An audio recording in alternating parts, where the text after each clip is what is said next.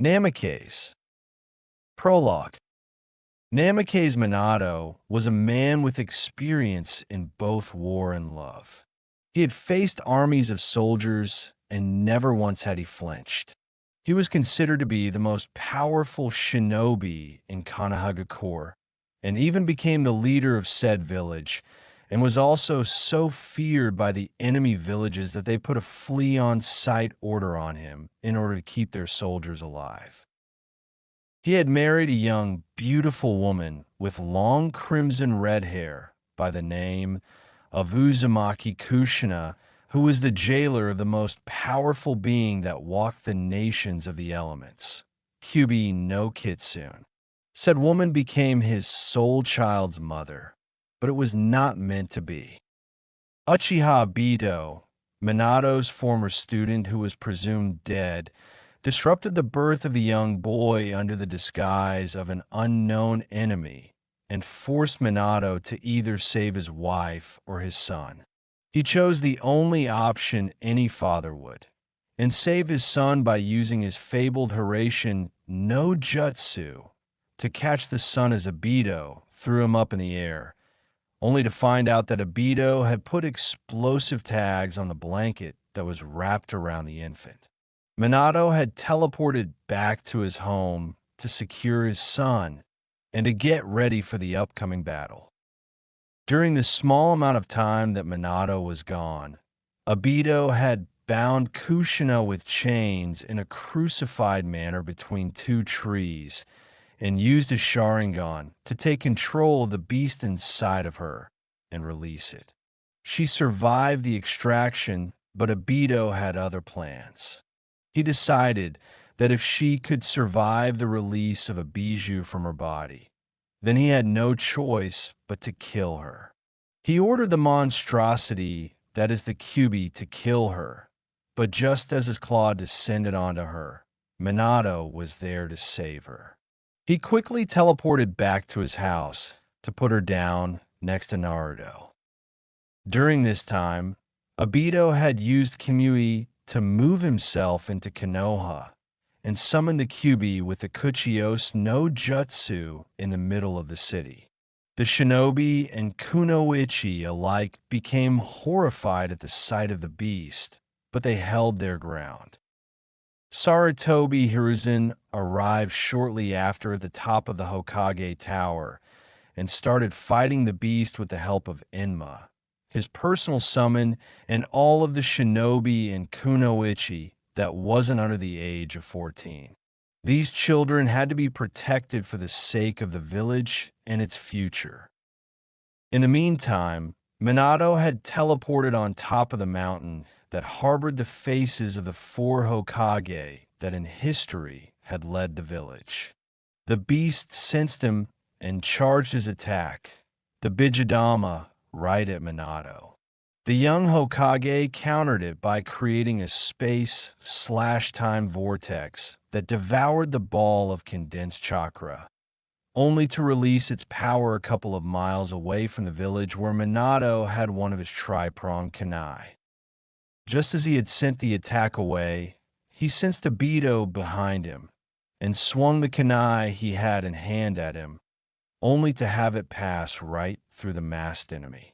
Just as his hand and kunai had passed through Obito, he was grabbed and started to become distorted by a time/space vortex, much like the defensive barrier that he had used only a couple of seconds ago.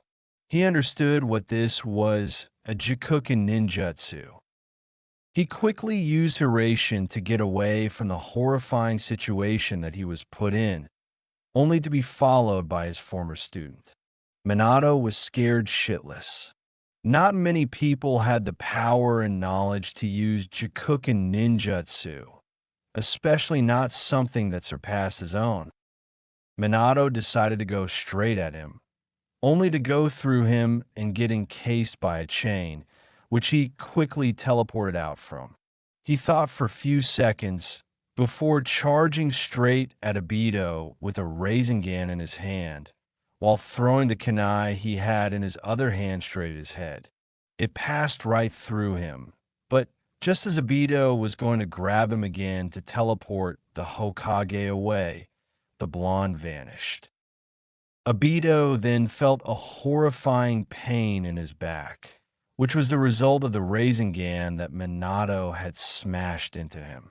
When Minato removed his hand from Obito's back, a Jutsushiki could be seen lingering along Obito's back. Obito knew that he couldn't stay down for long, and quickly got up and jumped onto a wooden stump. Obito thought he had won, but his victory was short as Minato suddenly was in his face with his hand pressed at his stomach with a summoning disruption technique being used. The Kyuubi was no longer under Obito's control. Obito quickly retreated, and Minato knew that he couldn't pursue the masked man, so he decided to teleport into the city and summon Gamabunta to hold Kyuubi down. He then teleported himself and the beast away, and quickly created a cage bunshin to get his wife and his son. Minato knew that there was only one way to keep the village safe, and that was to seal the beast into someone. And that someone would be his son. Kushina protested, saying that she should be the one that it was going to be sealed in. They both knew, however, that she would never survive the sealing a second time, as she was too exhausted and her life force was drained from the extraction.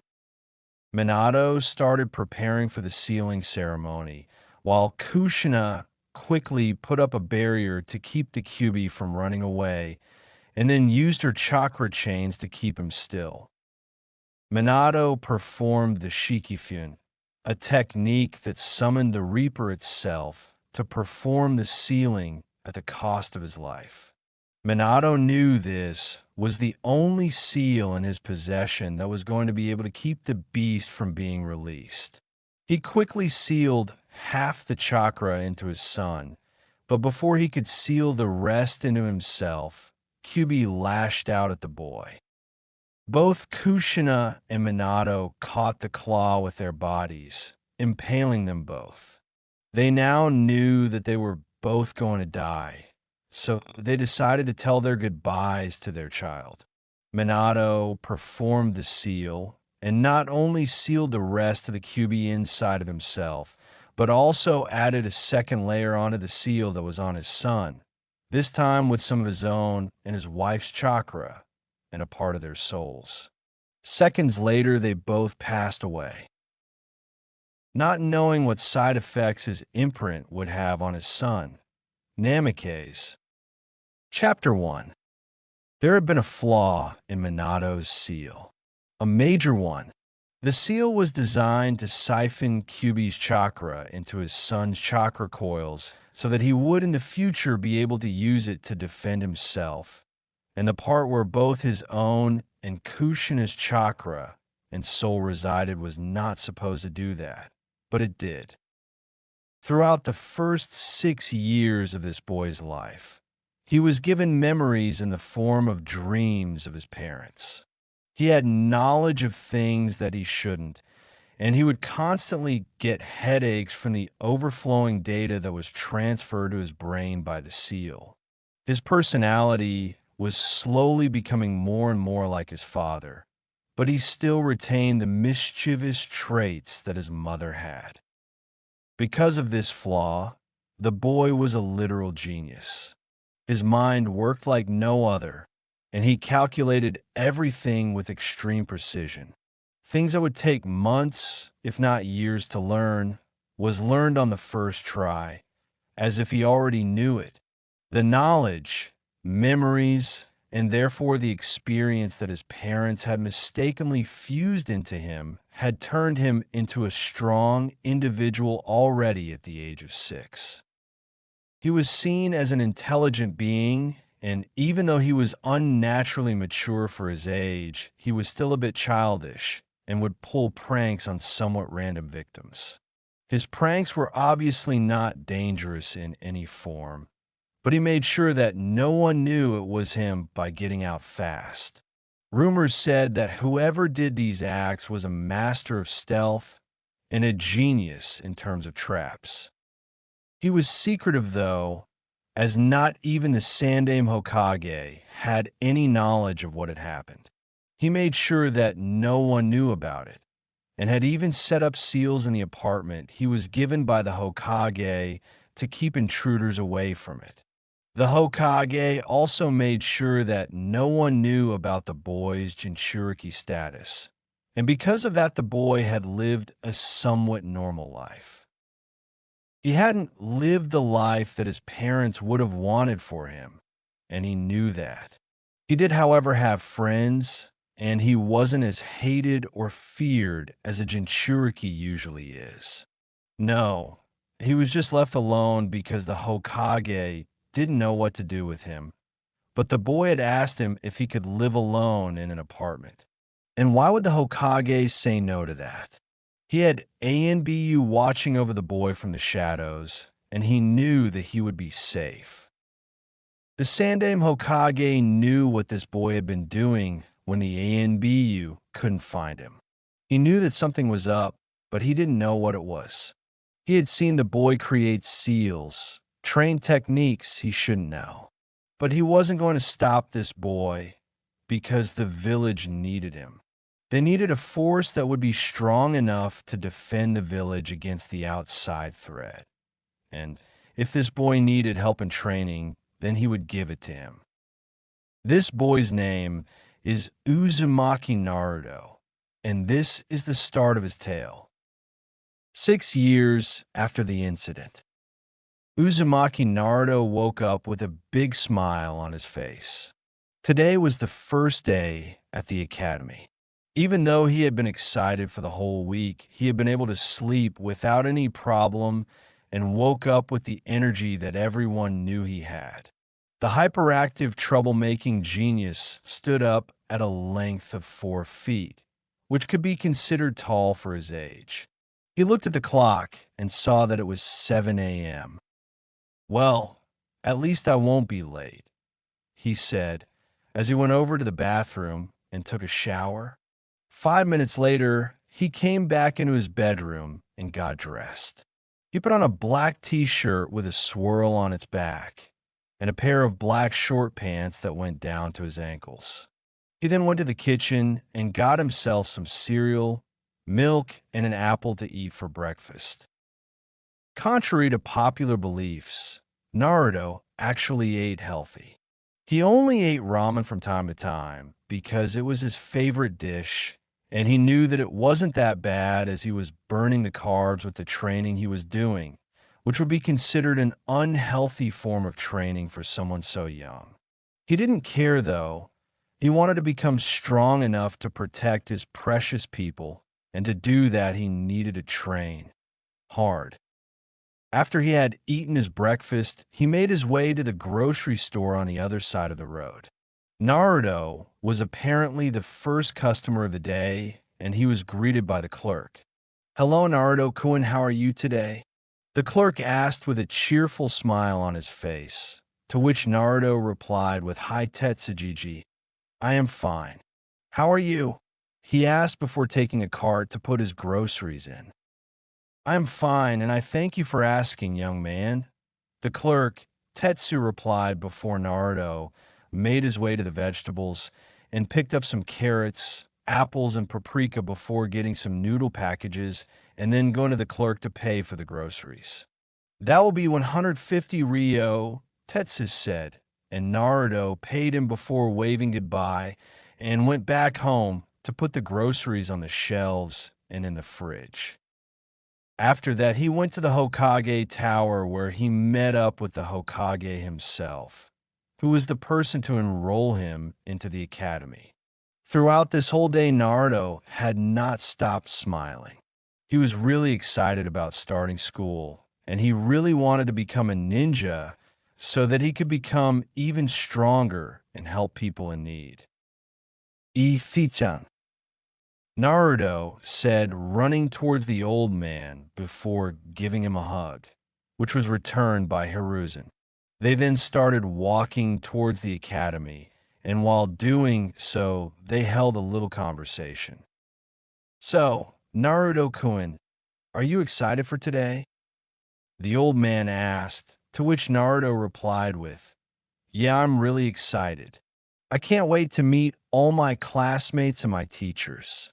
And just you wait, I will become a ninja in no time." This made the Hokage chuckle a little bit, knowing that Naruto was stronger than what he let on. He knew that Naruto was hiding something, but he couldn't pinpoint what he was hiding, to be exact. But he also knew that Naruto wasn't going to show him right away, because they both had secrets, and some of those secrets involved Naruto. The first day at the academy wasn't going to be long, and Naruto knew that.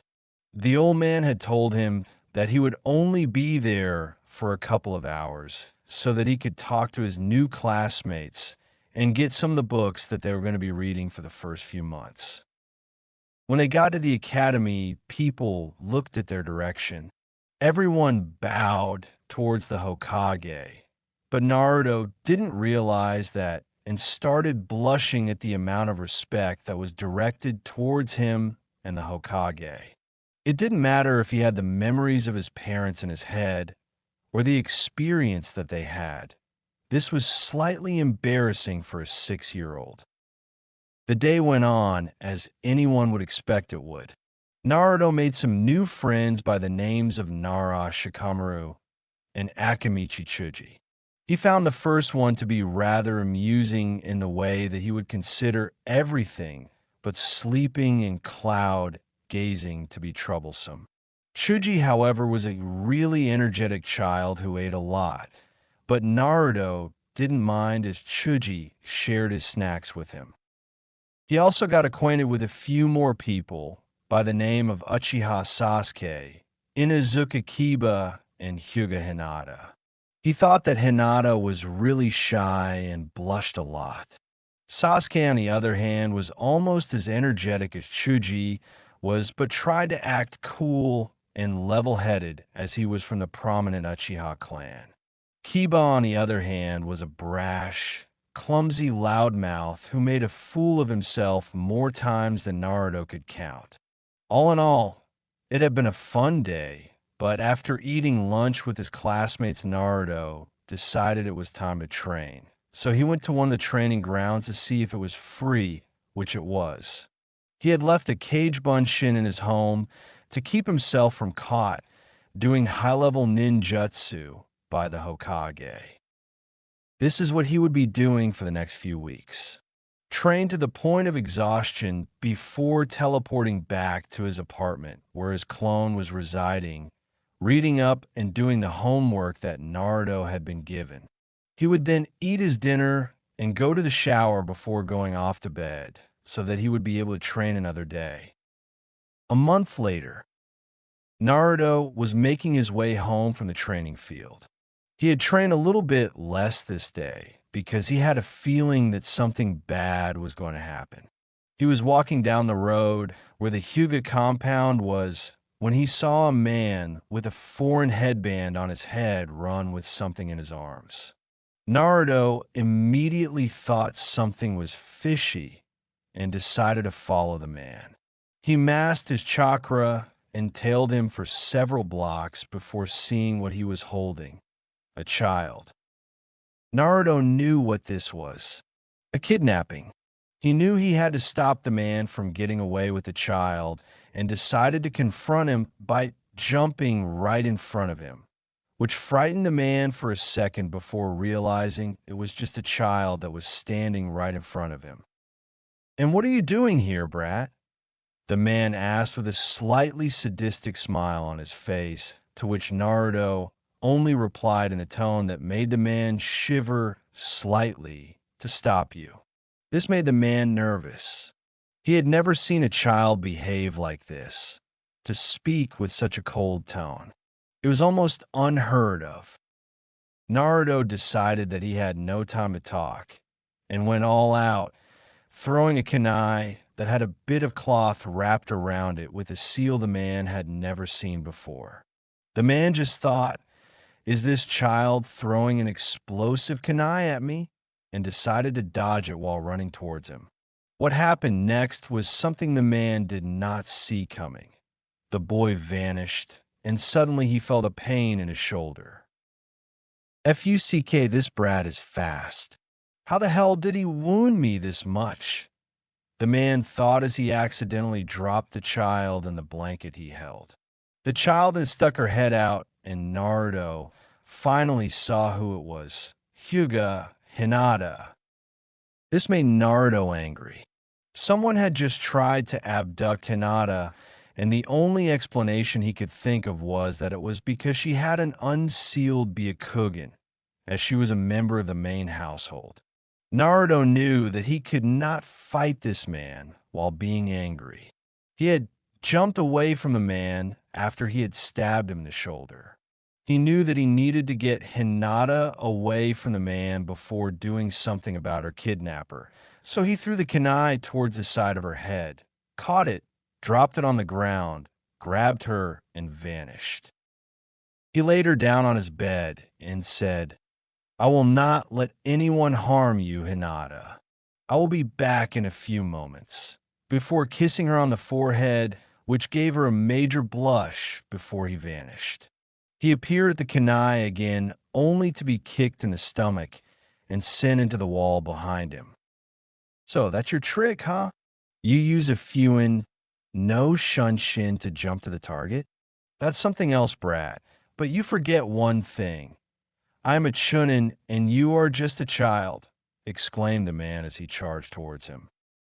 Naruto quickly regained himself before seeing the man charge at him.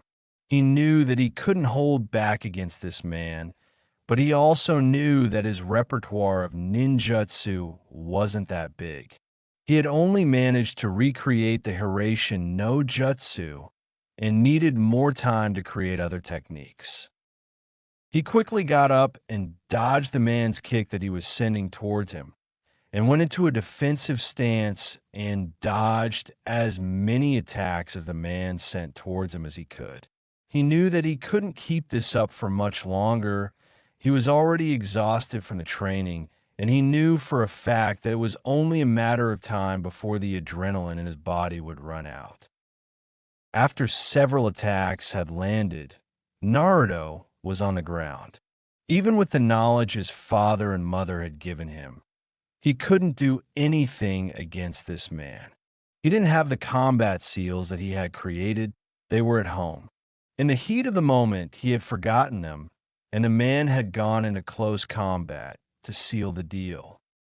Just as the man was about to deliver the final blow to Naruto in the form of a kunai to his throat, the man suddenly fell over him dead. What he saw next surprised him. In front of him stood Hyuga Hayashi, the clan head of the Hyuga family. "Where is my daughter?" he asked with a stern look, which frightened the exhausted Uzumaki. Naruto could only reply, "She's in my apartment," before passing out. Hayashi sighed and pulled Naruto up and carried him over his shoulder to the boy's apartment, and was surprised when he saw that Hinata was lying there on the bed, sleeping peacefully. This made Hayashi glad. His eldest daughter was alive and well, and there was no indication that she was harmed.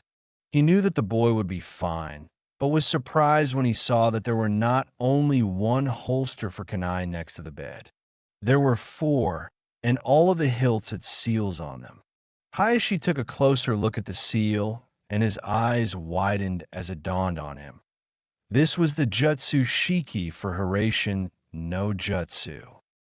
This boy is powerful, very powerful for his age.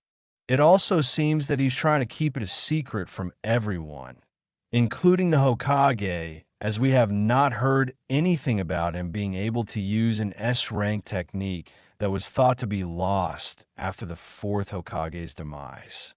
Hayashi thought, "Do not worry, Naruto. I will keep this a secret of yours, just that, a secret. I just hope that you will keep my Hinata out of danger like you did tonight, Naruto-kun."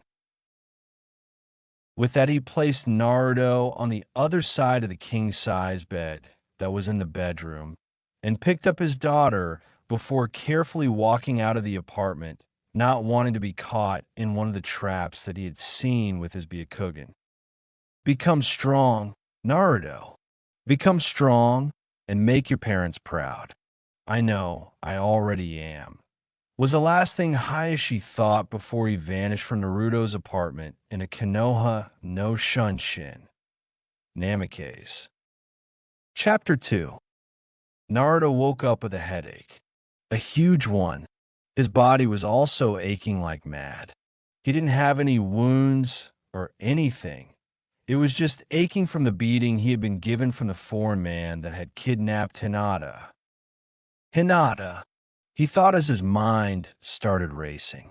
He looked at the other side of the bed and saw nothing. He jumped out of the window and jumped up on the roof of the other side of the road before taking off at a speed that not many could track, even though his body was in such a bad state. He didn't care if the ANBU that was guarding him saw him run. All I could think about was the fact that Hinata wasn't where he left her. What if she had been kidnapped again? What if she was in trouble? He sped through the village towards the Hyuga compound and ran so fast that the guards barely saw him move. They yelled at him, but he didn't care. He needed to talk to Hayashi about what happened last night. He quickly got to the main household and saw Hayashi paint on a canvas. "Hiyashi-sama," Naruto exclaimed, to which Hayashi turned in surprise towards, before replying, hello Naruto-san. What are you doing here?" In any other situation, Hayashi would have scolded a person who had just run into his compound uninvited. But he was expecting Naruto after what happened the day before. Just not this soon. "Where's Hinata?" Naruto asked before Hayashi smiled and said she's fine. "She's in her bed, and I have to thank you for what you did yesterday. Without you, I would have lost her. You have my gratitude, Naruto-san." "Is she okay?" "That's great." Naruto sighed in a relieving manner before looking at Hayashi with a serious look and saying, "What happened yesterday must remain a secret. I did not want anyone to know what I'm capable of," to which the clan head nodded at before replying, "Yes, I figured you would say that. If it comes up, I will say that I was the one who killed the Kimonin." This was even more of a relief to Naruto. His cover wasn't completely blown. Then he heard Kimonin and had a déjà vu. His mother had been kidnapped by Kyomo only to be rescued by his father. He smiled at Hayashi before bowing at him while saying, "Thank you for your time, Hayashi-sama. I must take my leave now," before running off at the same speed as he came with. Hayashi only had one thought in his mind. You will become strong. Your parents will be proud of you. Naruto. With Naruto. Naruto had many things racing through his mind now. Had anyone seen him use Hiraishin no Jutsu? Had anyone seen him use his father's taijutsu? He knew that it was bad.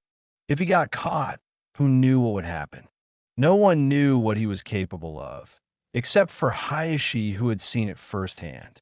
He decided to not think about it as he rounded a corner into a dark alley before vanishing from sight in the form of Hiraishin no Jutsu to his home.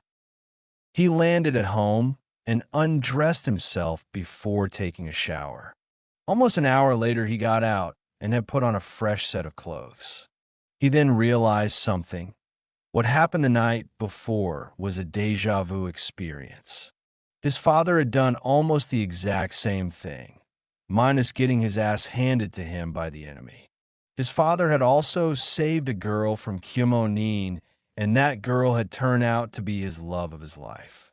He blushed a little, as he did not think that Hinata thought of him that way. The only reason she's blushing so much is because she's so shy, right? He thought. He heard the doorbell. He quickly went to open and was surprised to see that it was Hinata with a cadet branch guard. "Hey, Hinata-chan, how are you?" Naruto asked, to which Hinata blushed at and fiddled with her fingers while saying, "I am fine." To which Naruto smiled at and asked, "Do you want to come in?"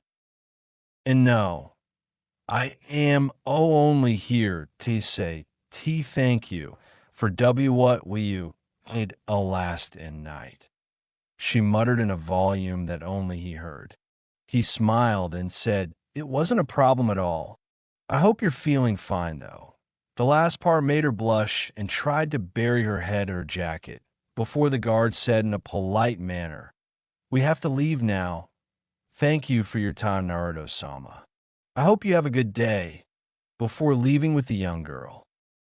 Naruto could only sigh. It was Saturday, and normally he would train his ass off and let his body rest the day after. But it felt like he didn't need to because his body was already aching from the night before. So he decided to take it slow and went back in, crashed on the couch, and slept on it for a few hours. Later that day, Naruto woke up feeling better. His body was, however, still sore, but not as sore as it was when he woke up during the morning. He looked around and decided to go out and eat at Ichiraka's ramen stand. He made his way towards there and said, "Hey, Tochiji-san, I'd like a miso ramen, please." To which the old man smiled and said, "Hey, Naruto-kun, yes, it's coming right up. Hey, Naruto's here." A young teenager, came out from the storage room with a cheerful smile plastered onto her face and said, "Hi, Naruto-kun, how are you today?" To which Naruto replied with an equally cheerful smile, "I'm fine. I am, however, a little bit sore from the training I did yesterday." Saw how happy the boy was. She thought he was cute when he acted like this, and it only served as a means to make her blush, which she did. "Why are you blushing like that?" Naruto asked, to which could only blush even more before replying, "No, it's nothing." She said, "Better have some fun with this situation, eh?" Naruto thought, before turning on the mischievous part of his brain, and asked, "Is it a boy?" "Be baka. I don't know what you're talking about," she said, completely flustered. Naruto laughed for a good minute before he wiped the tears he had shed throughout the laughter and said, "I was only teasing you. I am Nichin. He thinks of me as a sister." Thought, still blushing a little bit. She knew that Naruto was really friendly towards her, but she didn't know that he thought of her as family. He only came by once or twice a week, but it would always end up in the same way, him making her blush. She tried to shake it off, but the boy was so goddamn cute. He was like a chibi yandame. Wait, a chibi yandame. Is he related to the fourth? Was the current thoughts racing through her mind. She took a good look at him before her eyes widened slightly, which was caught by Naruto. How come I never realized it? He's a fucking cardboard copy of the fourth, only a lot younger. Naruto had glanced at her a little quick and had seen her eyes widen for a brief moment. He knew that she was thinking about something related to him, but he decided to shrug it off. It's not like of all people would realize that I'm the guy that's been running through the village at high speeds. I also don't believe that she has caught me using Hirashin no Jutsu. What's this girl thinking about? He thought, as he took another bite off the ramen that he was eating. After a few minutes of eating and her staring at him like he had grown a second head, he decided it was time for him to go and pick up some more ninja gear that the Hokage had given him money for. He quickly said goodbye before running off at a slightly higher speed than what a normal academy student would be running at, as he didn't want to overdo it like he did during the morning. After a few minutes of what Naruto would call jogging, He arrived at the store that sold ninja gear. He needed new clothes, as the ones he had was almost too small for him. He also needed new kunai and shuriken. He had enough money. The Hokage had made sure of that. He was also getting a discount because he came there so often. He went into the store and was greeted by the store's clerk, Hiro. "Hey Naruto, how's it hanging?" Hiro asked with a big smile on his face. He knew that whenever Naruto came in, there was going to be a huge shipment. And whenever there was a huge shipment involved, there was loads of cash involved as well. "Hey Hiro-san, I'm fine, how are you?" Naruto answered back with an equal smile. Naruto then went on and picked out the clothes he needed and also gave Hiro a note which said what kind of weapons and supplies he needed outside of the clothes that could be found in the store. "Okay, 50 kunai, 200 shuriken, sealing cloth, and ink. The hell are you gonna do, kid? Go to war or something?" Hiro asked with a smile on his face. Hiro didn't care what the kid was going to do, but it was always fun to see the huge shipments that Naruto wanted, and this was no different. In fact, this was only a small one. Naruto went through weapons like he ate them or something. He didn't care how or why. All he cared about was the fact that Naruto was one of his most trusted customers that always came in with huge orders, and he always paid for them, sometimes even before the order was ready. "Nah, I use them for training, you know," Naruto said with a foxy grin on his face. The shipment was ready and had been sealed into several scrolls. Hiro knew that Naruto had the knowledge of how to open them, so he didn't even hesitate to give them to him. Naruto had this time already paid for everything before, as it had taken several weeks to get the whole shipment ready. Naruto took the scrolls and ran back to his apartment, where he put them down and went to bed early, as he was now completely exhausted from just doing things that would be considered chores by many people. The next day, Naruto woke up with the feeling that something was off. It felt like someone had been in his apartment during the night, and quickly got up and took out a kunai out of the pouch that was lying on the nightstand. He carefully walked out of the bedroom and looked around, only to find nothing or sense anything out of the ordinary. "I must be getting paranoid."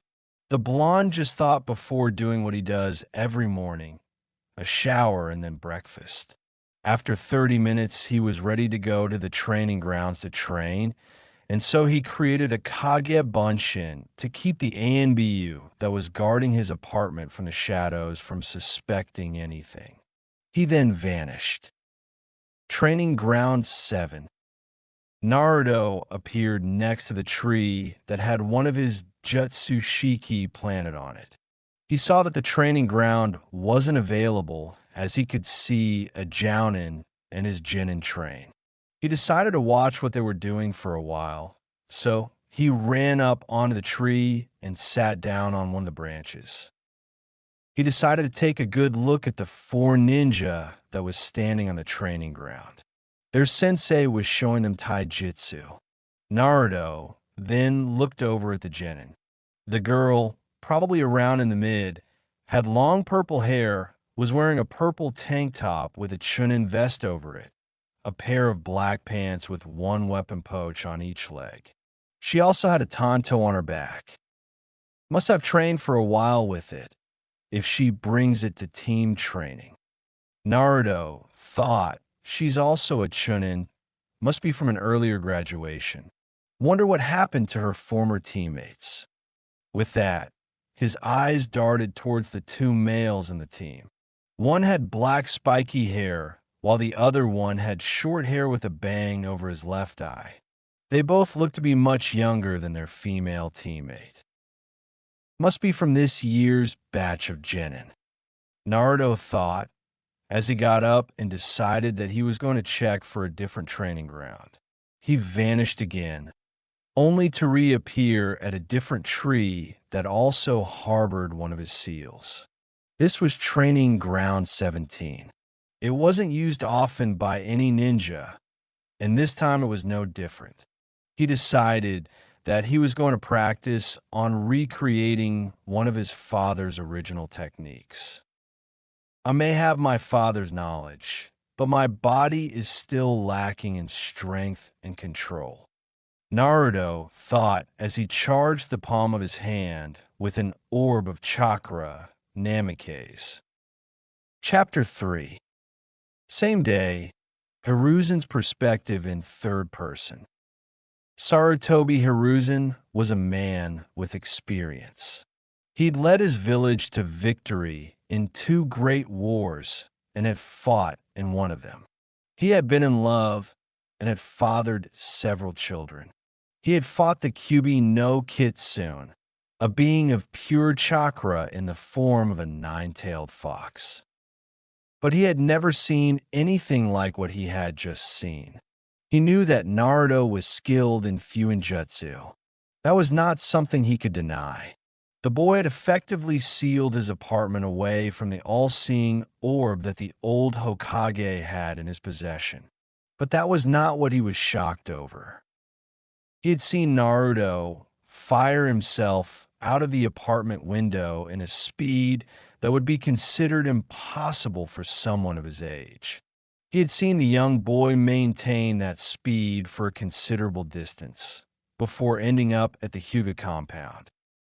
But what had shocked him to the core was the technique that Naruto had used after he had rounded a corner into an alley. He had seen the boy use the very technique that had won the village the 3rd Great Shinobi War, the Hiraishin no Jutsu. Hiruzen had no idea as of how Naruto could know this technique, or how he was able to use it to the point where he wouldn't even need to concentrate on connecting with the Jutsu Shiki. He could only theorize on how the boy was able to use the technique to the extent he was using it in. He had gotten a report from the Hyuga clan. The clan heiress had been abducted only to have been rescued by the clan head himself, Hyuga Hayashi. He had also gotten an autopsy report from a medical examiner that had examined the Kyomonin that had abducted the clan heiress. The autopsy report said that there was a large stab wound on the right shoulder, made by kunai. The thing was, Hayashi had never used kunai in his life. He had trained his whole life to fight using only Hyuga techniques. There was something off about this. He had also gotten a report from the ANBU operatives that had been stationed at Naruto's place that Hayashi had carried him into the room, only to leave with the young heiress shortly after. What could be going on here? Hiruzen contemplated. He had seen many strange things, but he had never seen a soon-to-be 7-year-old boy perform a technique of such a high caliber, such as Hiraishin no Jutsu. He knew that in order to get the answers, he needed to watch Naruto closely, so he sent his best ANBU in terms of stealth to do the scouting for him. And that ANBU went under the codename Weasel. Weasel had done as ordered and had been monitoring the boy from within the house. The boy had somehow sensed him, but he managed to escape the boy's senses by masking himself in a Jinjutsu, only to be shocked to the core when the boy created a solid clone of himself, and then simply vanish in a thin air only a few moments later. This report troubled the old man even more, as he had still no knowledge of where the young boy had learned these techniques. He did not know who he had learnt them from. There were only 3 people, aside from Naruto, that knew this technique, and none of them could use it alone. They all needed to be together for the technique to work, as they only knew a third of it each. But Naruto, however, was able to perform the technique alone at the same level of expertise as his diseased successor, Namake's Minato, the Yondaime Hokage. Was there something wrong with the seal? Had Minato intentionally placed ninjutsu scrolls in a place that only Naruto would be able to find? But that wouldn't explain his expertise in either of the techniques. He was using them at a level that would make it seem like he had used these techniques for years, like they are his signature techniques. His mind was racing through all the possibilities. He now knew that Naruto was more than he was letting on. He knew that Naruto was holding back in the academy. Wouldn't be surprised if he sent a Cage Bunshin every day to the academy. If he's able to perform Hiraishin to such an extent, then there's no doubt in my mind that he has mastered Kage Bunshin to the point where the teachers wouldn't be able to spot the difference. Hiruzen thought, before sighing as he decided to go over to the most powerful enemy any leader had ever faced, the paperwork of doom. Hinata's perspective, third person. Hinata had just gotten home from visiting Naruto. She understood that Naruto cared about her, judging from what he did the day before. She knew that the boy in question was stronger than he let on, and that he wasn't at his full strength when he encountered the Kimonin.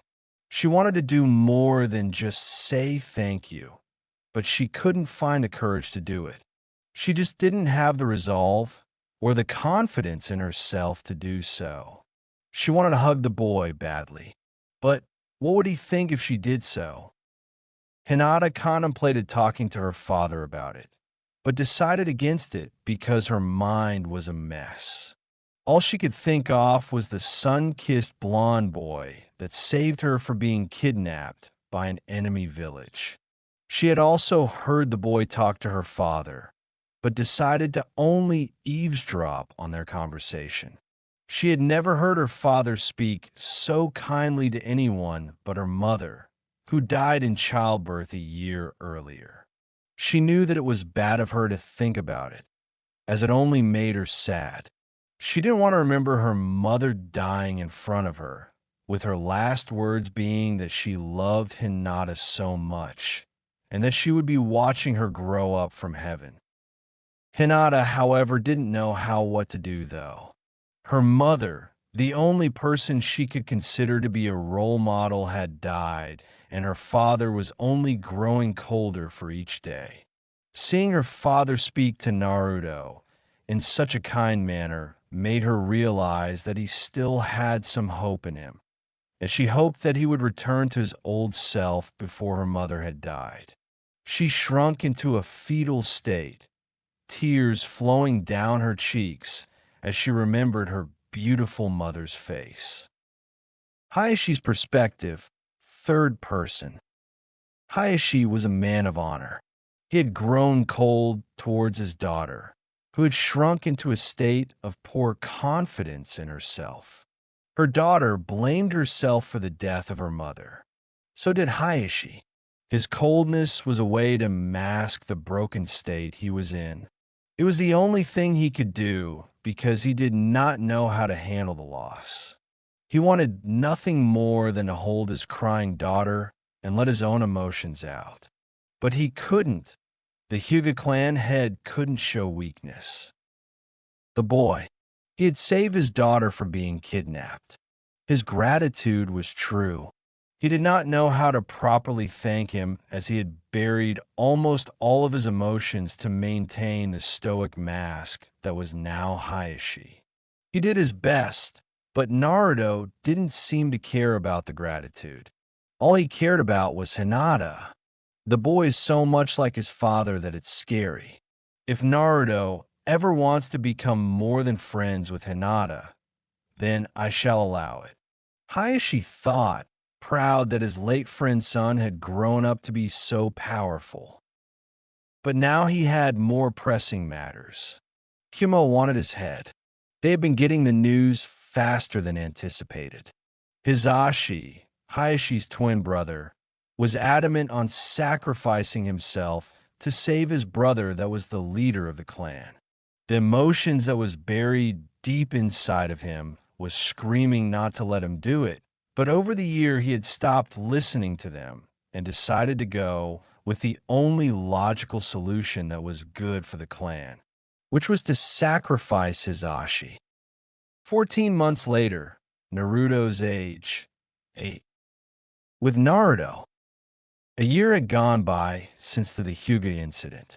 Hinata's uncle had been executed by Kyumo to avoid war. The Uchiha clan had been massacred by Uchiha Itachi. Naruto had been going hardcore on the training after what happened that day when Hinata had been kidnapped. He knew that if he could not stand up against a Chunin in terms of strength, it meant that he needed to train. He knew, however, that his body was not in sync with his mind. He also knew that actually trying to train his body more than what he was doing right now wasn't the best thing either. Everyone had their limits, and this was Naruto's. He knew that he would have been able to beat the Chunin had he not been exhausted from training. He knew that he could stand against up many of the Chunin in Konoha in that regard. He decided not to think about it. He had survived the whole ordeal, and he was not going to let this experience throw him off his end goal. He had been able to recreate two of his father's most prized, known, and feared techniques. The only problem was that his body was not ready for fights of the magnitude that he knew that he would need to be a part of. Not yet, at least. That was why he kept his knowledge in true strength a secret, to keep himself and the people around him safe from foreign threat. Shaking these thoughts from his head, he started focusing on the task at hand, getting ready for his graduation. He had asked his teachers if he could take the graduation exam early. He wasn't supposed to take it until he was 10, but the teachers, headmaster, and even the Hokage thought that he was ready for the life to come. They had seen Naruto's true self flash in his eyes for a few moments several times. He was also far ahead of his class, having completed almost all of the theoretical parts of the whole academy in only a few months and rivaled the last year students in terms of taijutsu and kunai/shuriken practice. If he wanted to graduate, he would very well be able to. There was little doubt about that. Hell, he could have graduated the day he started, had he been able to just take the test at that point. The problem was that no one would have allowed him to take the test. So he decided to not hold back as much as he had at the start. He decided that showing them intelligence above that of an academy student and a tremendous amount of growth would land him closer to an early graduation. He needed to. He made his way towards the school. People had gotten the wind of his early and unorthodox graduation. It was unorthodox because he wasn't going to do the test with the rest of the graduators. He was going to do it alone, and almost a year before the current graduation class would be doing it. Therefore, people were looking at him with smiles on their faces, greeting him and saying good luck as he walked down the road towards the academy. He did all the tests and scored a 100% on all of them, just like the teachers had predicted that he would do. They could see that he was confident, and there was no fear of failing in his eyes, only determination. The final test was the ninjutsu part. The examiner, Yumino Irika, who had been recently promoted to Chunin, asked Naruto, "Would you please perform Korimi no Jutsu, Hinge no Jutsu, and Bunshin no Jutsu?" Naruto did hinged into the third Hokage, a perfect hinge Oswell, amazing for someone his age, thought Irika, before Naruto switched places with the chair next to him. Naruto then made 3 perfect Bunshin. Irika smiled at this, as he had heard that Naruto had a large amount of chakra for his age. So large that it was probably more than your average jounin in the village. Irika then said, "Congratulations, Naruto. You are now officially a genin of Konohagakure," as he gave Naruto the headband. Naruto welcomed it with open arms and put on his forehead before bowing towards Irika before walking outside to greet the people that had come to congratulate him for graduating so early. And those people were Sarutobi Hiruzen, Hyuga Hinata, along with her father, Hyuga Hayashi, Tuchi, and Ayam.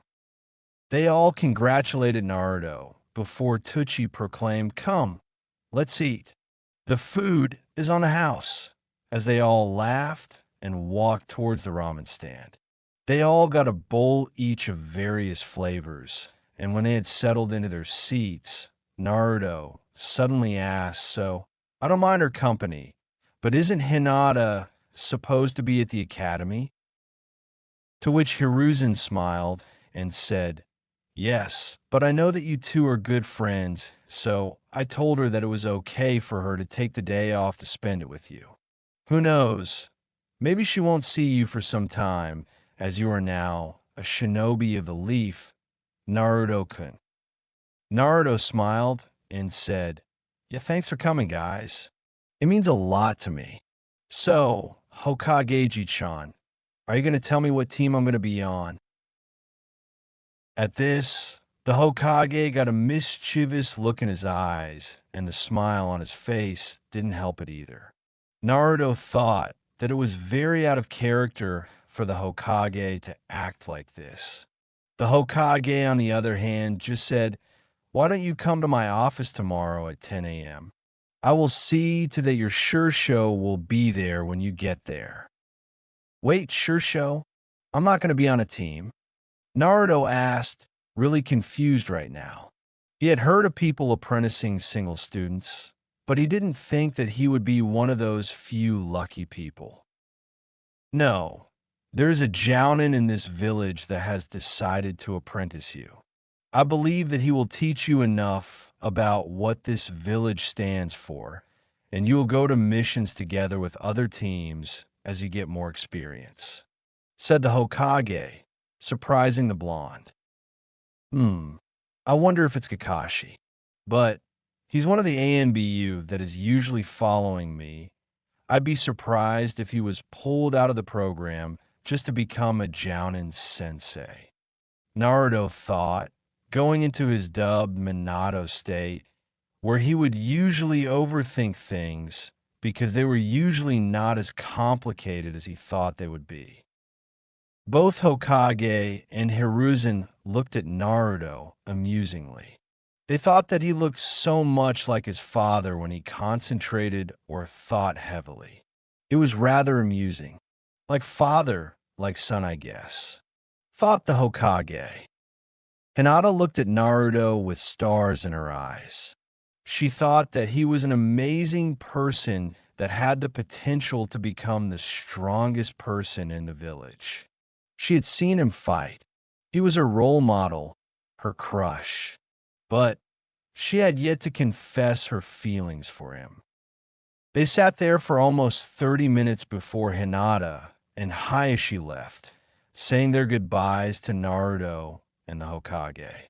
The latter duo walked towards the Hokage tower, and when they arrived at Hiruzen's office, he decided to confront Naruto. "Naruto, I need to talk to you about something," said the old man, as he looked at Naruto in a serious manner. Naruto looked back with an equally serious look on his face as he asked, "What is it, Sarutobi Jiji?" To which Hiruzen said, "How is it that you know Hiraishin no Jutsu and Kage Bunshin no Jutsu?" Naruto didn't show it, but he was shocked. He had been able to keep his mask from slipping, and he only sighed at the question and then looked at the Hokage with a tired look and answered, "We both have our secrets. Let's keep them just that, secrets." The Hokage looked at him for a few moments before realizing that he wasn't going to get anything out of Naruto. He was right. They both had secrets, and it wasn't anything new. He wanted to berate the boy for saying something like this, to speak like that to his leader. But he couldn't. He figured that Minato had prepared something in case Naruto was left alone. I guess you really thought everything through, didn't you, Minato? The Hokage then decided to tell Naruto about the S-rank secret that Naruto was a part of, or in reality, was the S-rank secret. Naruto-kun, what I'm about to tell you is an S-rank secret. Only 3 people knows about this. To which Naruto only sighed, pulled his head back and sinked into his chair, and answered, "If you're talking about the oversized furball with 9 tails, then I already know that secret." This didn't shock the Hokage. It was only mildly surprising. So, did he figure out from the seal on his stomach? The old man thought, as he replied back with the very same question. Naruto answered with, "Yeah, the seal was a dead giveaway. I've been studying seals for several years now, and I can tell you already that the seal is a piece of art. Never seen anything like it at all." The last part was a lie, as he had memories of creating it. The first part was made properly, but the second layer was rushed and therefore flawed. He had managed to fix it so that it could work properly together with the key that the toads had, should the time of it being needed would come. They talked for a while, mostly about ninjutsu and fuinjutsu. Naruto was currently waiting for the photographer so that he could take the picture for his file. He took the picture and then wrote his signature on the file. Hiruzen looked it over and his eyes widened. The surname on the signature was identical to his mother's. He looked at Naruto, who just said, "What? Something wrong with my signature?" Hiruzen brushed it off. He couldn't throw a fit against Naruto right now. Naruto already knew about the QB, who was not to say that he knew about his parents. He decided to reply with, "No, it's nothing. Do you want to talk about anything else?" To which Naruto quickly replied with, "Nah, I'm gonna go home and get ready for tomorrow. I'll see you then, old man," before vanishing into thin air. At this point, he didn't have to hide it from the Hokage, so why not use it in his presence? Hiruzen only smiled at Speedster's sudden disappearance before muttering, "I don't think that I'll ever get used to that," only to see Naruto appear again, who had a huge foxy grin plastered on his face. "Did you forget something, Naruto-kun?" Hiruzen asked. Naruto replied with, "Yeah. Did you know that Kagebunshin is a really good way of getting paperwork done faster, while still bearing that head-splitting grin?" Naruto then vanished again after he had seen the old Hokage bang his head on the desk, while repeatedly saying, "Stupid, stupid, stupid." With Naruto decided to take it easy for the rest of the day and focus on theorizing around fuinjutsu instead of physical training. He was probably going to be tested by the mentor he going to train under. He theorized for several hours before calling it a day and going to sleep, only to dream about what happened the night the Uchiha clan was massacred. Namikaze. Chapter 4. Naruto was sleeping in a violent manner. His body kept twisting around on the bed as if he was having a nightmare. It wasn't as much of a nightmare as it was more of a dream pulled from his memories. The way his body moved, however, showed that he wasn't enjoying it one bit. Flashback/dream. For months ago, third-person view. Naruto was walking down the street. Again. It felt as though every time he was walking home, instead of just teleporting, something bad was going to happen. He knew it was a bad habit of his. This time, though, he hadn't trained as much as he usually did. He only did the warm-up to keep himself in shape, but it was late nonetheless. The reason he hadn't been training as much was because they had a trip to the bunkers to practice in case of an invasion. So he got home late and decided to do some light training to spend the time. On his way home, however, he sensed that something was really wrong not too far away from him. He suddenly heard a horrifying scream indicating violence. It was coming from the Uchiha compound. Naruto started sprinting. He flew past the people under him over the rooftops. When he got to the Uchiha compound's gate, he was horrified.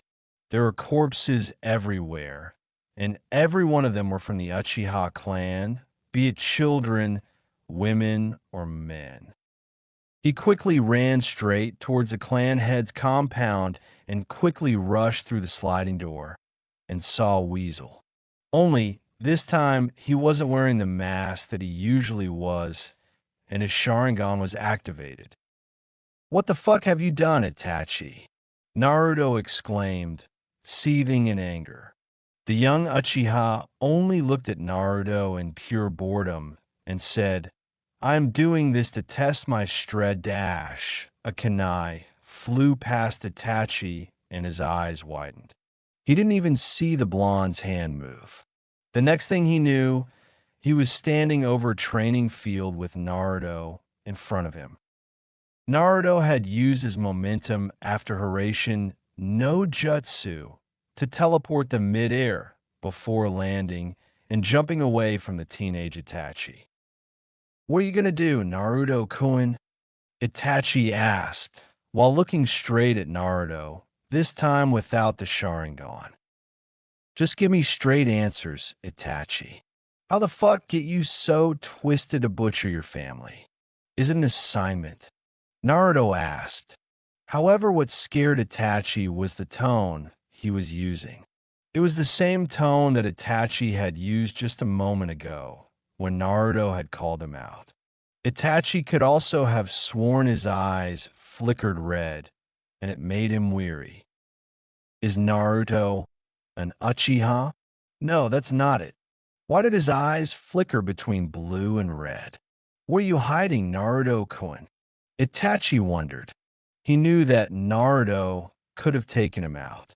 He knew that if Naruto could use Hiraishin no Jutsu, he could probably tag people, so to speak. If so, saying the wrong thing would most likely result in death. Itachi decided to tell him the truth. "Yes, I was ordered by Hokage-sama to take the Uchiha clan out before they carried out the plans they were going to set into motion." Itachi said, as to which Naruto immediately replied with what plans. "A coup d'etat," said Itachi. Naruto's eyes widened in realization. His father had been gone for too long. He didn't have the intel on what was happening during the council meetings. Shit, did the Hokage and the council do something to make the Uchiha feel like they were being watched over? No, they've become the scapegoats of the Kyuubi incident. Or at least, they're suspects of being the ones that did it. Naruto sighed. He had just disrupted an ANBU mission that was without a doubt S rank. If the Hokage got the wind of this, he would most likely punish Naruto severely. It could very well lead to his execution, no matter how close he was to the old man. He decided to go all in and fake it. Leave your parents and Sasuke out of this. Do not become the monster you're trying to protect Konoha from. And do not touch your brother. Do not speak to him. You have already made the situation bad enough as it is. With that said, he vanished, leaving the ANBU captain to contemplate on what the 7-year-old boy just said. Itachi's eyes widened in realization of what he had just done. He had destroyed his own clan for the sake of the village. No, for the sake of the mission. What had happened? He knew that the Hokage would never order him to do something so extreme? Danzo, Itachi thought, as his eyes narrowed into a horizontal slit before bursting into crows. With Naruto reappeared in the Uchiha compound, frightening the two Uchiha. Unlike most times, he hadn't caught the kunai. He had only teleported to it. He looked at Fugaku and said, "Don't tell the Hokage what you saw. You brought this upon yourselves with your idiotic plan." As he vanished again, leaving the husband and wife to think of their sins. He had reappeared at the Hokage's compound to see what Itachi would do next. He heard them talk about the mission and how Itachi had failed it by letting his parents and brother survive. Itachi had decided not to tell the Hokage about Naruto's interference, much to Naruto's surprise. He could very well rat Naruto out for what he did, yet he didn't. He had also heard the Hokage say that he had 2 hours to get out of Konoha, as he would be branded as a nuke nin then. Naruto resisted the urge to sigh, not wanting to get caught. He decided to leave at that point. He had already heard enough. End flashback/dream. Naruto woke up. His whole bed was drowned in sweat. It may not have been a nightmare, but head had just revisiting unwanted memories. He didn't like the outcome of what happened that night at all. The two older Uchiha had kept their mouths shut since that day, and so had Itachi. Naruto sighed. His head was far too deep into this shit. Naruto didn't want the Hokage to know that he had foiled their plans, and instead Itachi had told the Hokage that he couldn't kill his own family. He couldn't kill the 3 people he loved the most in his life. It just wasn't possible. Naruto knew, however, that this was a blatant lie. He had seen through Itachi's facade the moment he used the tone he had spoken with at the Uchiha complex. It was the tone of a hardened ANBU, and not the bored/emotionless one that everyone else would think. If he didn't have the memories of his father, he wouldn't have been able to recognize it. Because of that, Naruto knew that Itachi would have killed his parents had he not interfered. He had no idea about Itachi's little brother, though. From what he heard from Sasuke, it seemed like Itachi loved him with all his heart. It was like a protective, brotherly love, not wanting to see Sasuke get hurt trying to do the techniques Itachi could perform. It was why Itachi didn't teach him the things he could do. It was why he had left his brother's training to Fugaku, their father. He was glad, though. Sasuke hadn't fallen into the revenge path. Instead, it only bolstered his love for his parents and wanted to do everything he could to protect them. It was what they needed right now. They didn't need an Uchiha hell-bent on revenge going down the path of hatred. Naruto looked at the clock. It was 6 in the morning. He sighed. He was up early again. It was like during his early years when he would constantly wake up from receiving his parents' memories. He didn't like it one bit, but it was something that he had been living with for so long. He got up, muttering stupid memories. As he walked towards a bathroom, he needed a cold shower after that little incident. He needed it to wake him up. He had the time, obviously. He had 4 hours to get ready for the day. He stood in the shower for an hour before getting dressed.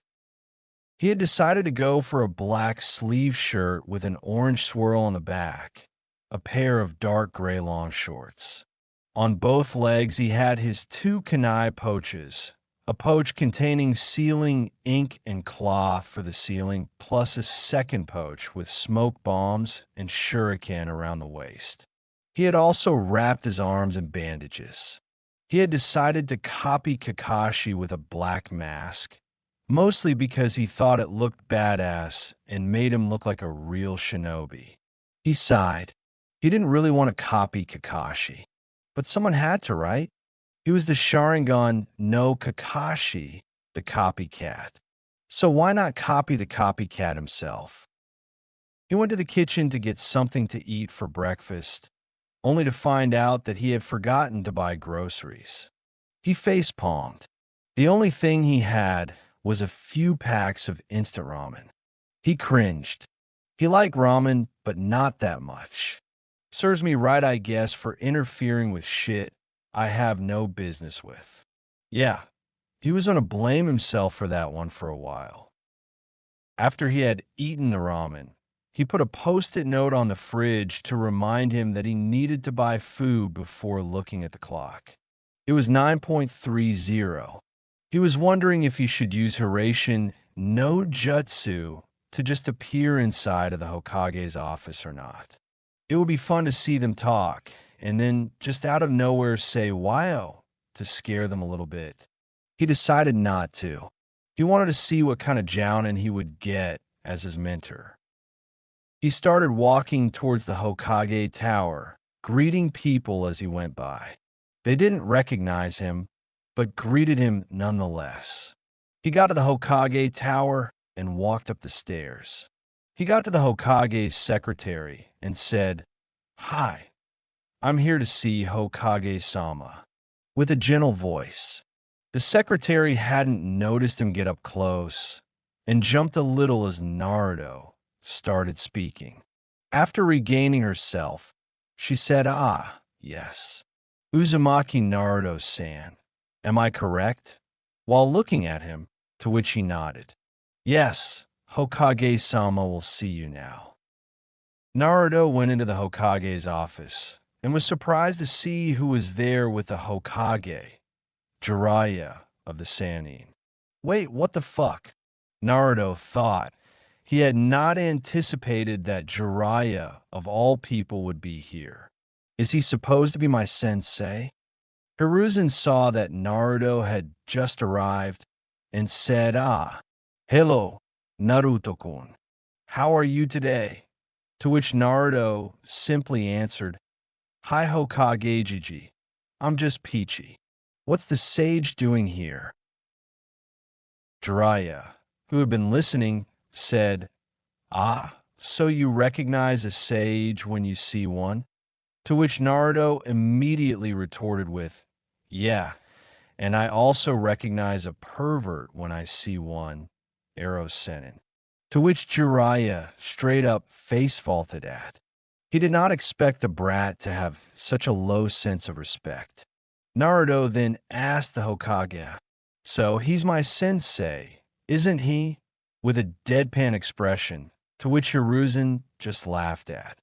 It was an amusing scene.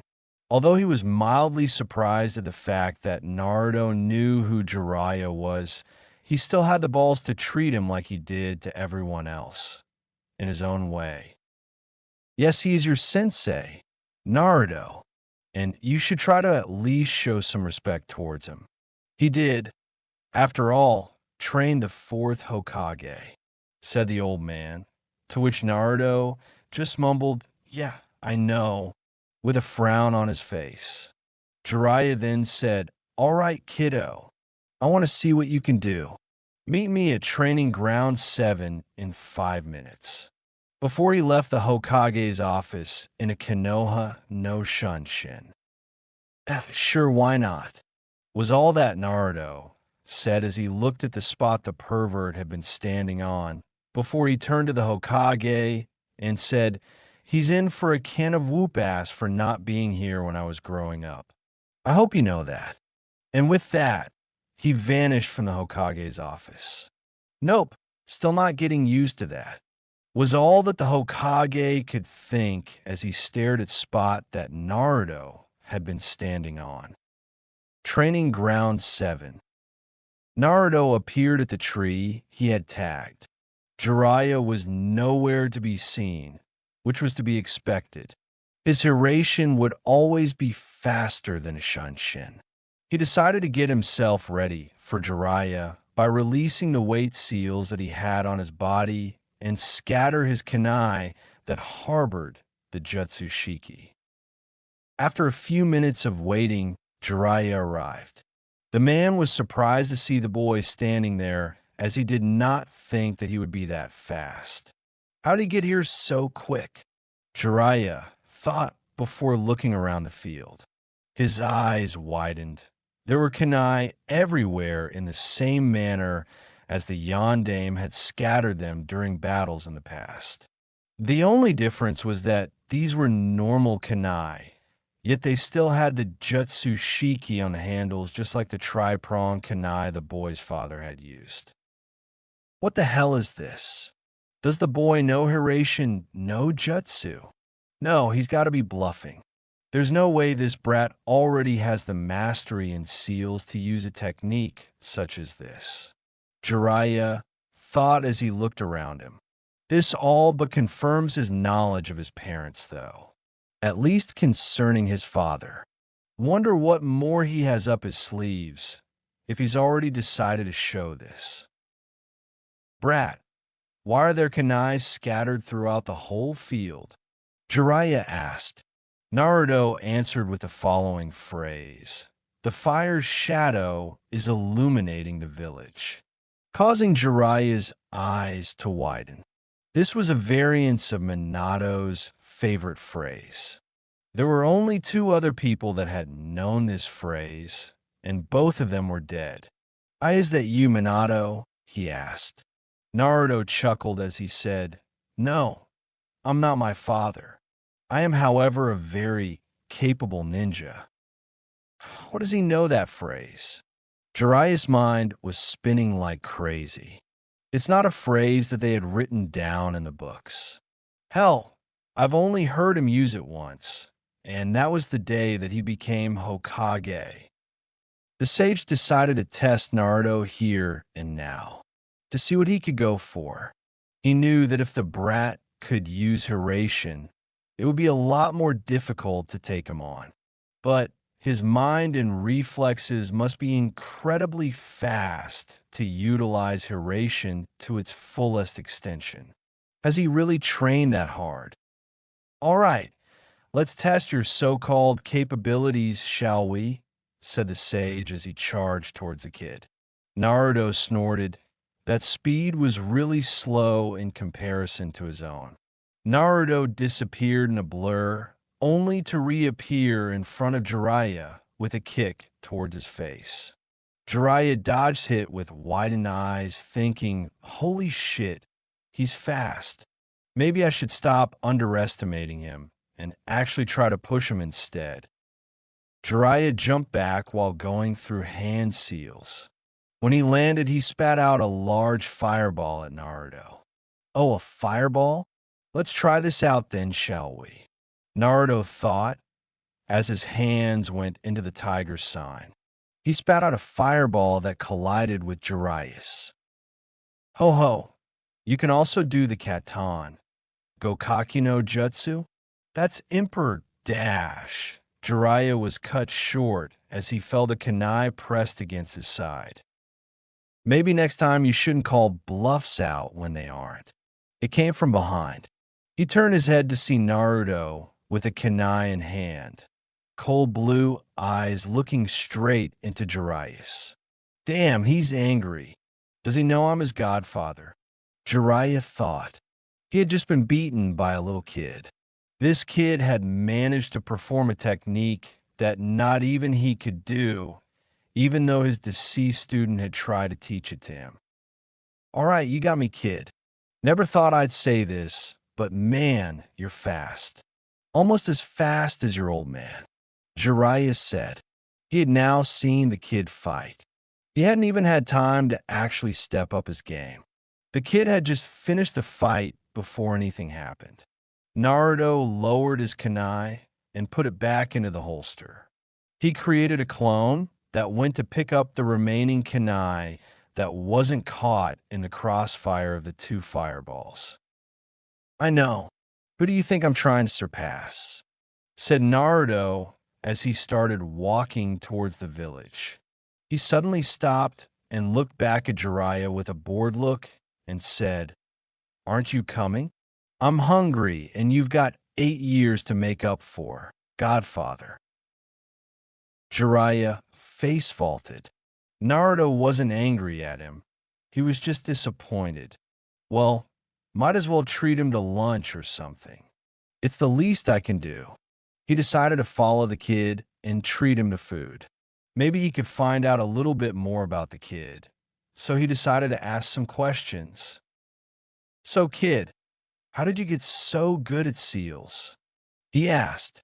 Naruto just said, I've studied seals for several years with the use of cage bunshin. They come in handy really well when it comes to theory. Now that I've answered one of your questions, you can answer one of mine. Naruto said, and Jiraiya nodded. We're not going to do D ranks, right? Nah, from what I've seen from you, you're way beyond Genin level, said Jiraiya as he continued. And besides, I don't want to do the chores that are called deranked missions anyway. Imagine the great Sannin Jiraiya being reduced to doing D-ranks. Nope, not going to happen. At that, they both started laughing. It was true. There was no way neither of them were going to do D-ranked missions. After a few minutes of walking, they ended up at Ichiraku's Ramen. As they walked in, Naruto said, Hey Tochiji-chan, and I am Nichin. How are you? They looked up and smiled. Their favorite customer had arrived. Vei Naruto-kun, said I am before continuing. We're doing great. What about you? Naruto, I smiled, still having the mask on, and said, I'm fine. Beat this old pervert next to me in a spar a few minutes ago. They looked to his right, and their eyes widened. This was Jiraiya of the Sannin, one of Konohagakure's strongest shinobi, if not the strongest one as of this moment. And Naruto had just said that he had beaten him in a spar. Hello, Jiraiya-sama, said Tochi. I'm sorry I didn't see you right away. We usually don't get such prestigious customers such as you.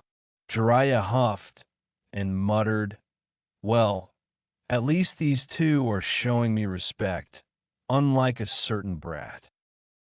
Heard that, Naruto quickly responded with before ordering his meal.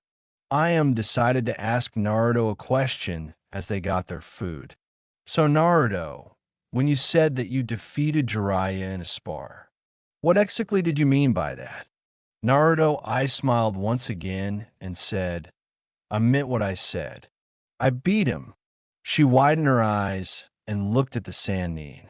He crossed his arms, had a funny frown on his face as he said, Yeah, well, I didn't even get to see how far I could push you.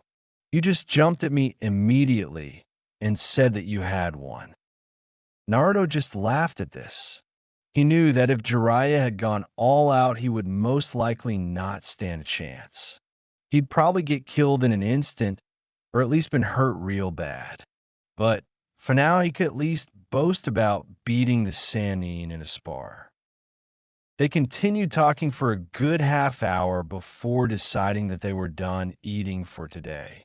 Jiraiya was forced to pay for the food because Naruto had ditched him by teleporting to the Hokage's office. Dumb brat. I guess he really meant that I had 8 years to make up for my absence. He thought as he paid the check. He then shined to the Hokage's office, where he was greeted by both Naruto and the Hokage. So, I heard that Naruto-kun defeated you in the test you were going to give him, said the Hokage with a smile. I guess you're getting rusty if an 8-year-old can beat you. God fucking damn it, Naruto! Did you have to tell him that you beat me? Jiraiya yelled.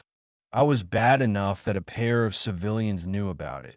But now his sensei, who was also the leader of the village, knew about it. Naruto just smiled. Sometimes he loved fucking around with people.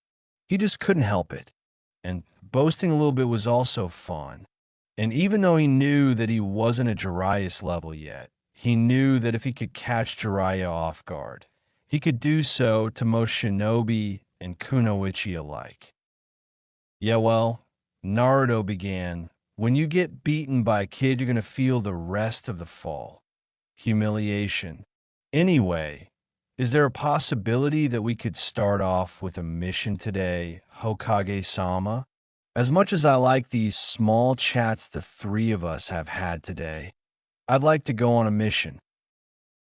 Sure, Naruto-kun, said the Hokage. Tora has escaped again. Maybe you can find the daimyo's wife's cat, Fo dash. The interruption didn't come from Naruto. It came from Jiraiya. Nupa, no fucking things, said the sage. Give the kid a C rank. I'll be there to bank him up should something go wrong. At this, Hiruzen sighed. He had seen this coming, but he didn't want Naruto grow up so quickly. He looked at Naruto for confirmation on this, and sweat dropped. Naruto had a bored look in his eyes as he said, no D ranks. C or above. Such disrespect coming from a youth these days. Thought Hiruzen before he said, fine, we have a bandit camp 15 clicks from the village that we need someone to take out. He then gave the mission papers to Jiraiya and Naruto, who took them and started reading. I seriously hope the two of you know what you're doing, said Hiruzen. This mission is a high C rank, possibly a low B rank. The intel is a week old, so we do not know if there are shinobi involved. Naruto just eye-smiled and said, don't worry, Hokage-jiji. We accept this mission. And with that, the duo left the office to get ready for the mission, Namikaze. Chapter 5. Naruto and Jiraiya were walking towards the target location. The mission was simple: eradicate the bandits that were terrorizing the nearby villages. Intel suggested that the enemy had 50 low-level thugs and about 15 trained soldiers. These soldiers didn't possess the ability to use Chakra, which was why it was labeled as a C-rank mission. As they were walking, they talked. Or rather, Jiraiya tried to get some of his questions answered. So, who taught you Hiraishin no Jutsu, Naruto? He asked. Naruto just answered, that's a secret. I hope you can understand that. Jiraiya frowned at this.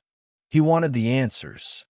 Naruto had become powerful, almost too powerful on his own.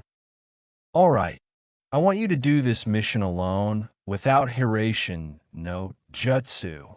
Only use it if you are in deep trouble, said Jiraiya, and Naruto nodded. He hadn't planned on using Hiraishin no Jutsu in a mission just yet. I don't see the point in using Hiraishin no Jutsu against bandits. I'd rather see what I can do before resorting to an S-rank technique, said Naruto. This surprised Jiraiya. He didn't think that Naruto would agree this easy. They got to the bandit camp and decided to do some recon. They looked around and saw no indication of bad intel.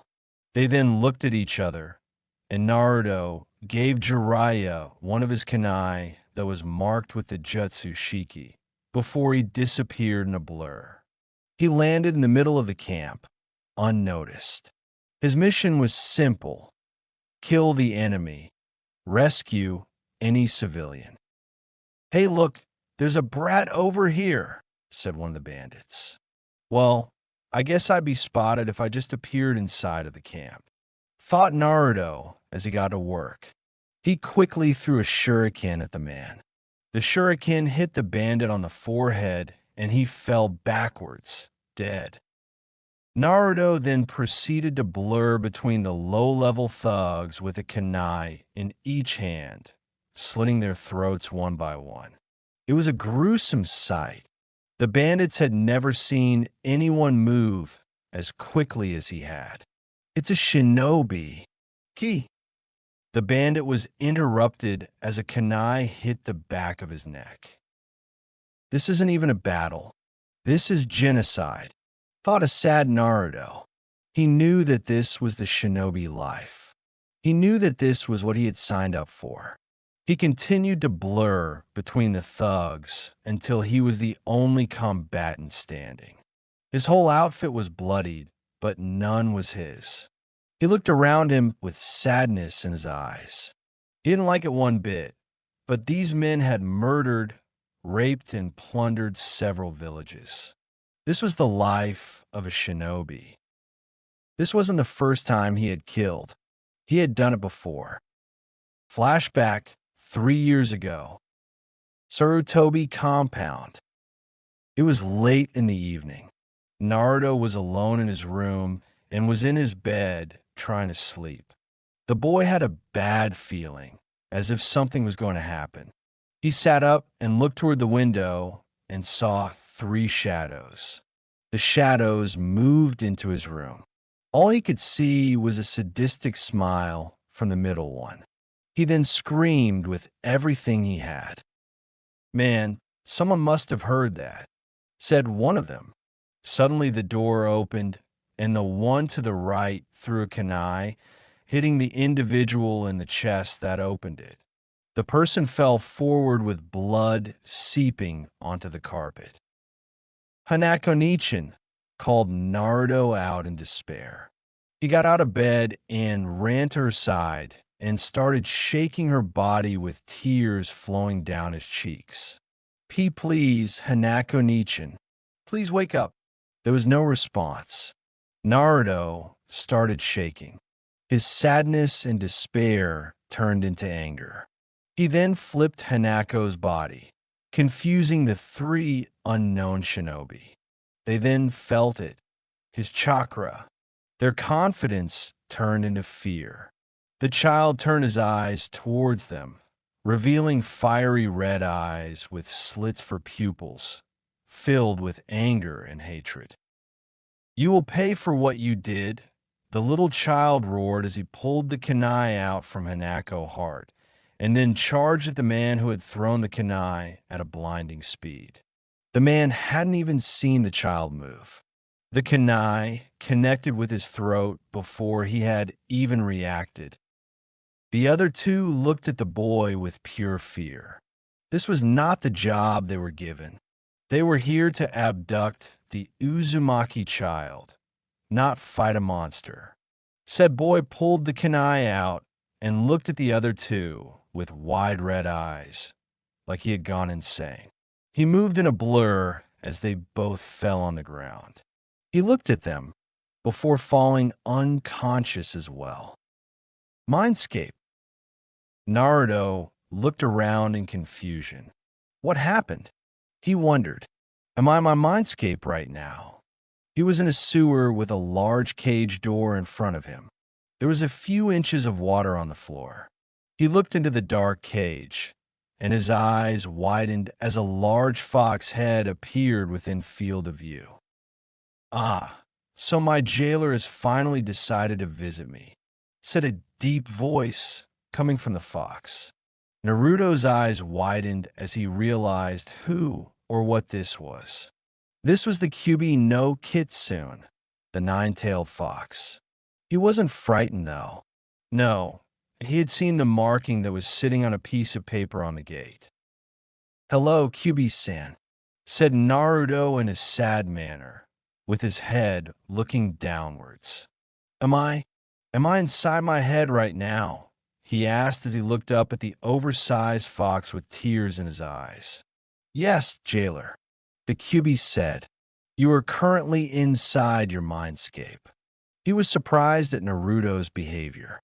Not only did Naruto know where he was, but he also didn't show any form of fear in the presence of the big and mighty Kyuubi. "How are you not scared?" the big fox asked.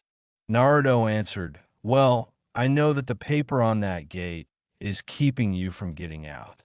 I also know that you've only got half of your chakra right now, which means that you are not strong enough to completely break it with your raw power." The Kyuubi's eyes widened. This boy knew his situation to the exact point. "You knew about me the whole team?" the Kyuubi asked. Unlike his last host, he hadn't been able to see through the seal at all throughout the last few years. He had no idea what his jailer had experienced until he got angry enough to subconsciously draw on his power. Yeah, I even fixed the seal that Tuchan screwed up, said Naruto. He messed it up, so now my memories is all mumbo jumbo, and I can't even tell whose my memories are my father's, my mother's, or my own. This surprised the QB even more. So, he has somehow absorbed his parents' memories. The big fox thought, interesting. I would suggest to not tell people about this, Naruto, said the QB before continuing. With the knowledge of your parents, he could very well become the most powerful host I've ever had. What? Why not? Asked Naruto. Because as you are right now, even if you have the memories and techniques of your parents, your strength is not even close to what you'd be facing if this came out to the world. After he heard this, Naruto began thinking. The big fox had a point. If he told someone, who's to say that there isn't someone eavesdropping on them? The result could be devastating. I guess you have a point, QB-san, said Naruto as he looked at the QB. He then realized what had happened only a few minutes ago. Wait, what happened to Hanako Nichin? The QB only lowered his head and said, I am sorry. She did not survive. The kunai struck her heart, and she died instantly. For what it's worth, though, young man, you got your revenge instantaneously. You killed the men and avenged that young woman. Naruto's eyes grew wide in shock. He had killed someone. Sure, he had his parents' memories, but that didn't matter. He had just killed someone, and he was 5 years old. The QB sighed. The boy was going into an emotional shock. He decided to handle it the best way he could, through fear. And so, he roared. You did what you had to do, you little brat. It was either you or them. You are not a monster for using my chakra to kill your enemies. No, you are the exact opposite. Now go back to the world of the living because I have just gotten a headache from watching you go into a fucking shock without a reason. In flashback, after that event, he had gone through counseling for the grief and emotional trauma that it had caused him. He didn't like killing, but he knew what he had to do to survive in this world. It turned out that the men had been from Kumogakure, much like with the incident that involved Hinata. He suddenly sensed a chakra build up. Katan, Gakakyu no Jutsu, he heard a voice call out. He looked to his left and saw a fireball closing in on him. He quickly sidestepped it and looked at who had fired it. It was clearly a shinobi. The fuck? There wasn't supposed to be any shinobi here. Naruto thought. This was bad. He hadn't anticipated a shinobi to be there. He studied his opponent and saw the leaf headband. Konoha nukinin. What the fuck? I don't recognize him from the bingo book. He thought, as he got ready for battle. The man was a lot longer than Naruto, had a standard Konoha Chunin outfit, minus the vest. His headband was slashed, which gave away the rogue element. The Nuke-Nin also had a katana on his back. I should stay away from close combat. He's most likely physically stronger than I am. Who are you? The blonde asked. The shinobi only laughed and said, I am Satoshi Kiba, former Chunin of Konoha. Who might you be, little kid? Sorry, that's classified, said Naruto, smirking under his mask. Thanks for telling me your name, though, Kiba. It hit. The Nuke-Nin got irritated by his behavior. Kiba went through hand seals and fired 6 small fireballs, indicating the Katan. Hausenka no Jutsu. Naruto jumped into the air and spun a few times, throwing 4 shuriken as he dodged the small fireballs. He landed on his feet, and the shuriken multiplied by 5 each. Kiba's eyes widened. He didn't see this coming. The brat had just used a B-rank technique. He quickly drew his sword and parried as many as he can, but a few of them wounded his arms and legs. He fell down and started panting. "Shit, I got careless," he muttered. He looked up and saw Naruto running fast towards him. He stood up and raced towards the blonde as fast as he could, intending to go for close combat. "I will not be beaten by a little brat," he roared, charging with his blade and poised towards Naruto. As the blade was about to hit him, Naruto moved his body to the left and pressed his index finger on Kiba's arm, sending some chakra through it.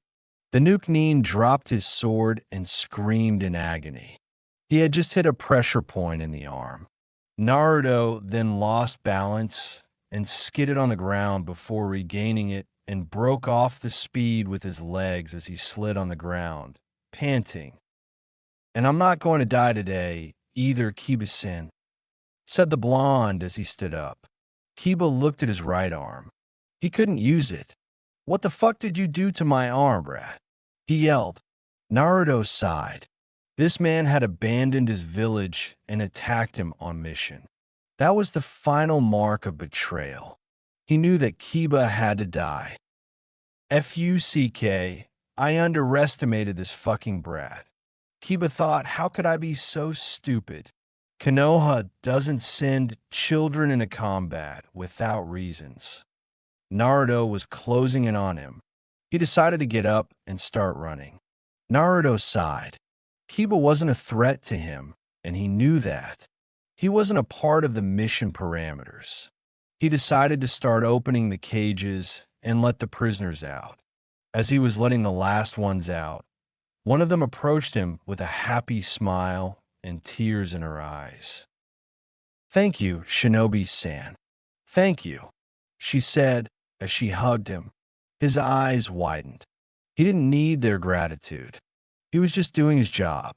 He returned the hug, nonetheless, as he let a tear down his cheek. As they broke off the hug, the young woman took a good look at the boy. Her eyes widened as she realized that the shinobi in question was just a little kid. She also saw the sadness in his eyes. "What made you this way?" she thought as she continued to stare at him. But before she could say anything, Jiraiya came out from the woods. "Good work, Naruto," he said, as he looked around the battlefield with a hint of sadness in his eyes. "I hope this didn't break him." The Sannin thought. "Why did Konoha send such a young man?" asked the young woman to Jiraiya. She didn't get his answer from him, however. It came from Naruto. "I requested it." Her eyes widened.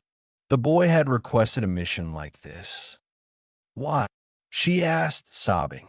Naruto just looked at her with sadness in his eyes as he said, "Because I want to protect those who can't protect themselves." She looked at him in wonder. The boy had taken it upon himself to become a protector, a shield for the ones who couldn't defend themselves. As she was thinking, a little girl approached Naruto. "Nichan, thank you for saving us," she said. Naruto looked at her for a moment before smiling and thinking this is what I fight for. He then put his hand on the girl's head and ruffled her hair. "No problem, kid," he said. Had they seen his mouth, they'd see a genuine smile. Jiraiya decided to butt in. It was clear that the boy wasn't emotionally broken. He went over to the boy and whispered in his ear. "New mission parameters. Escort the civilians to the closest town." With that, he told all of them to round up to a line and start walking. This part of the mission was pretty uneventful.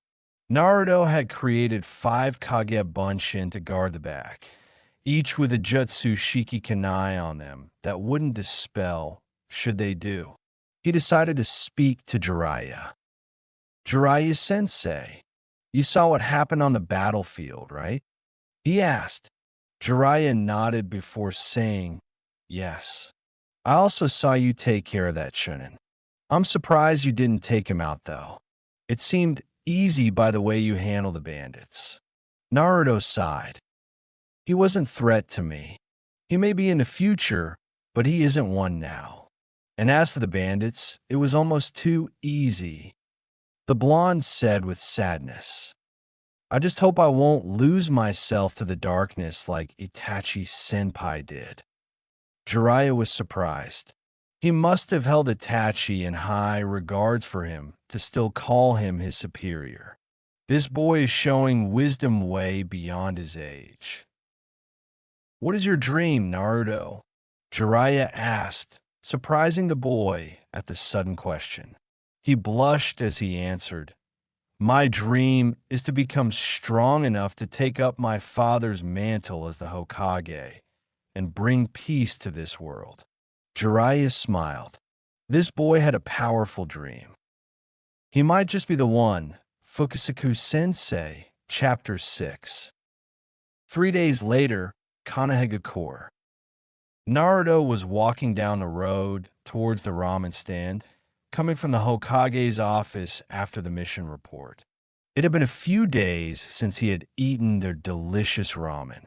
The mission had been a success, although it had become rather complicated after Satoshi Kiba arrived to fight Naruto. As the blonde boy was walking down, he recalled what they discussed back at the briefing. Flashback to 30 minutes ago. Naruto, now unmasked, and Jiraiya stood in front of the Hokage and Yumino Irika. They had just gotten back from an extermination/rescue/escort mission. The parameters had changed halfway, and they had to do more than what they had been asked to do from the start. So, how did the mission go, Naruto? The Hokage asked. Said Jinin walked forward and started doing his mission debriefing. Mission success, Hokage-sama. He started. We got to the target location and went over the mission parameters once more. Jiraiya ordered me to do it alone as a test. At this, both the Hokage and Irika looked at Jiraiya for confirmation. They got it, and Naruto continued. I used Shunshin no Jutsu to get myself into the camp unnoticed, and continuously used it afterwards to eliminate the threat. He said, before taking a breath as he continued. However, when I was done neutralizing the target with lethal force, an unforeseen factor came into play, Satoshi Kiba. At this, their eyes widened. Satoshi Kiba was a Chunin coming from the same batch of shinobi as Irika. He was proficient in both Kenjutsu and Katon Ninjutsu. It was even said that this man was supposed to become a Jounin, had he not retired from the ninja force a year ago, leaving the village. I fought him and neutralized him as a threat. He is, however, still alive and somewhere in the Fire Country. I suggest branding him as a Nuke-Nin of C rank level, maybe B rank because of his proficiency in ninjutsu and kenjutsu. Finished Naruto. The Hokage then looked at Jiraiya to continue the debriefing. Said Sannin stepped forward and started. After Kiba retreated into the woods, Naruto started releasing the hostages. It was at that time that I got word from you, Hokage-sama, that we were to escort them to the closest village. That part of the mission was uneventful, and we stayed in the town for a day to make sure that they were truly safe. The Sannin finished. The Hokage nodded before smiling towards Naruto. Well done, Naruto-kun. Hiruzen started. You have come a long way in the past few days. Now back to the mission. Naruto, you suggested that Kiba is to be marked as a Nuke-Nin of B rank caliber. At this, Naruto nodded. Very well. He shall be marked as a traitor for attacking one of our own shinobi with the approach of capture or kill. Well done on this mission, Naruto-kun. And thank you, Jiraiya, for observing Naruto as he did this mission. The duo nodded. Then Hiruzen continued. However, there is something else I need to discuss with the two of you. Their eyes narrowed towards the Hokage as he continued. Naruto, I would like you to look at this bingo book. Open page 25. With that, he gave Naruto the book, who took it and started reading as his eyes widened slightly. He started over and started reading out loud. Alias Sunsin no Naruto. Real name Naruto. Last name unknown. Presumably Namake's age. Unknown. Presumably 8 affiliation. Kanahegakure no Sato rank. Genin? Level. C rank. Potentially B rank skills. Has shown the ability to use Kanai Kagabunshin no Jutsu and is extremely proficient in Shunshin no Jutsu. Naruto has also got knowledge of the human anatomy, being able to hit pressure points. His battle senses are beyond his age. Be aware. Potential sensor, approach, capture. Note, hair and eyes resembles the Yondaime Hokage. Namake's Minato, Konoha no Kiroi Senko. Proceed with caution. Signed by, unknown. When he was done reading, he turned to Hiruzen with wide eyes. After a few seconds, he regained himself and asked, My first mission, and I'm already in the fucking bingo book, huh? Well, ain't that a bitch? At this, the other three laughed as Naruto sighed. Someone must have either spied on them as they were doing the mission. Yes, Naruto. This means that you will have to be extra careful during missions. Hope you understand that. The Hokage said, to which Naruto nodded. But how the hell did they get the information so fast and put it into a bingo book? Naruto asked. At this, the Hokage frowned. He truly had no idea. The bingo book came with a messenger pigeon only a few hours before Naruto and Jiraiya had returned from the mission. I have no idea, but for now, proceed with caution during missions, Naruto-kun. Now go and get some rest.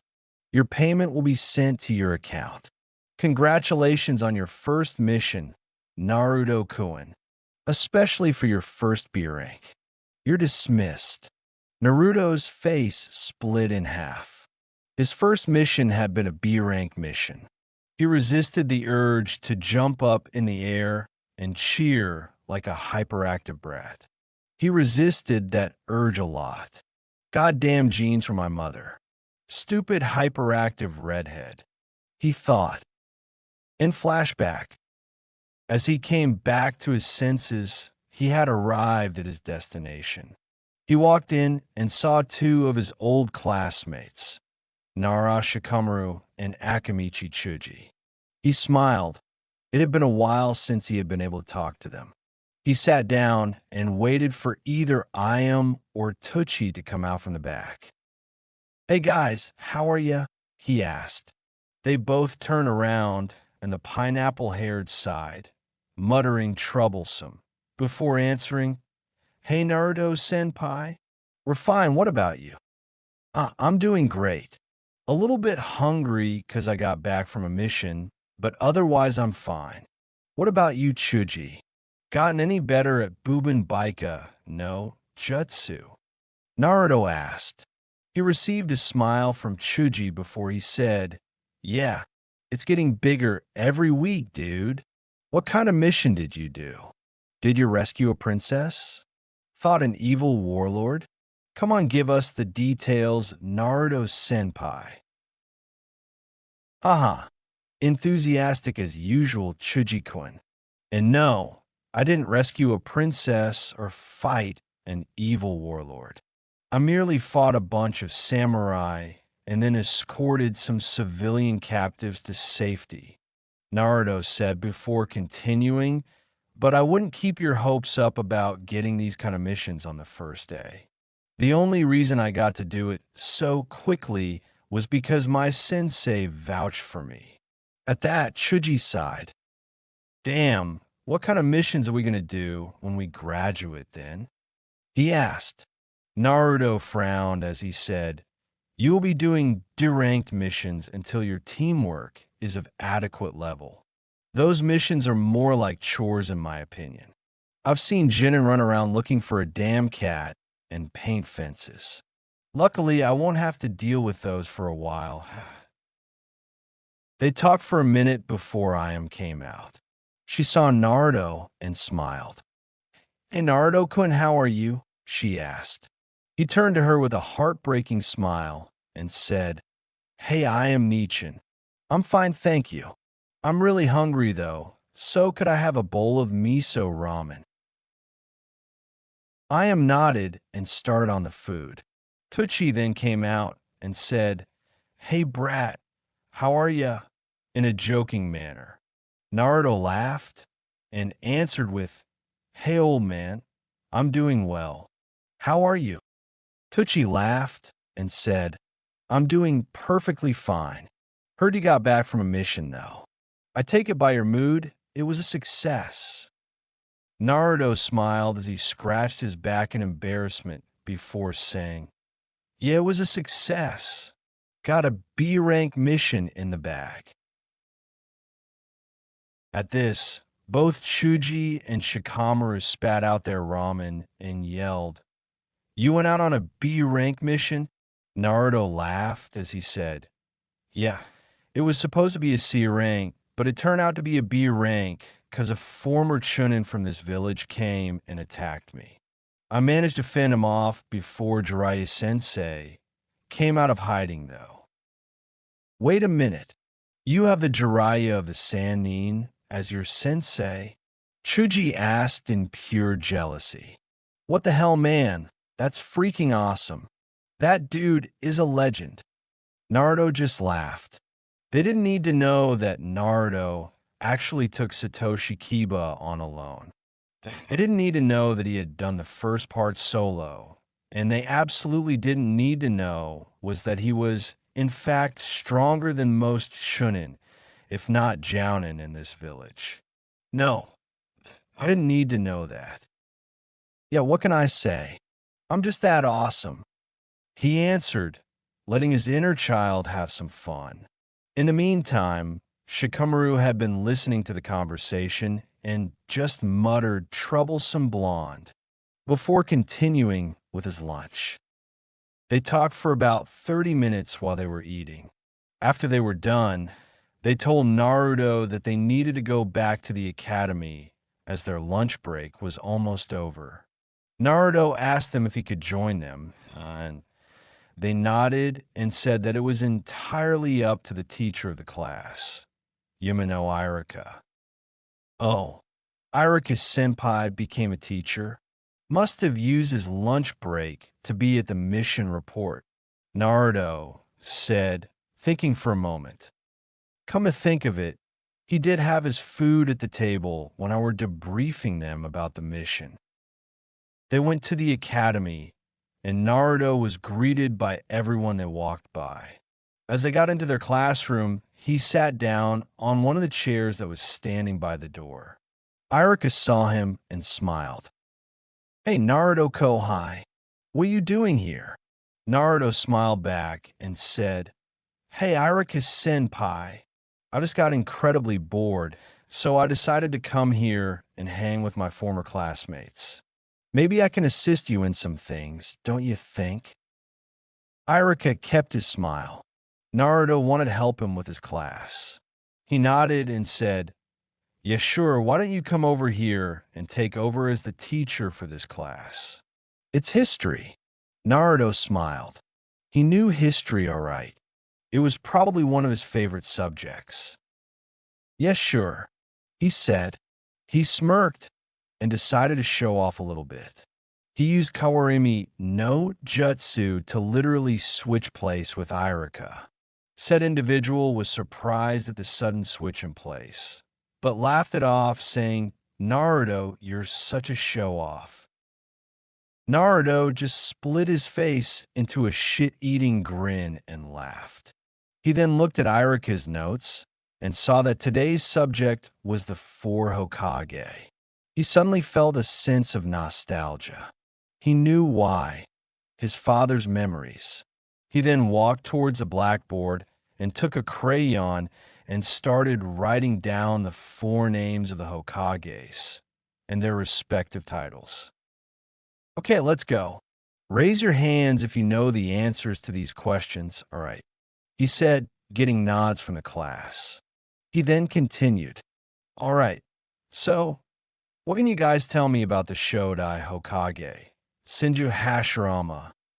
Several people raised their hands, and he decided to humor himself as he pointed toward Sakura, who took a breath before starting.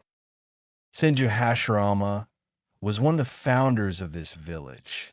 He was at his time renowned as the most powerful shinobi in the world and was given the nickname Shinobi no Kami.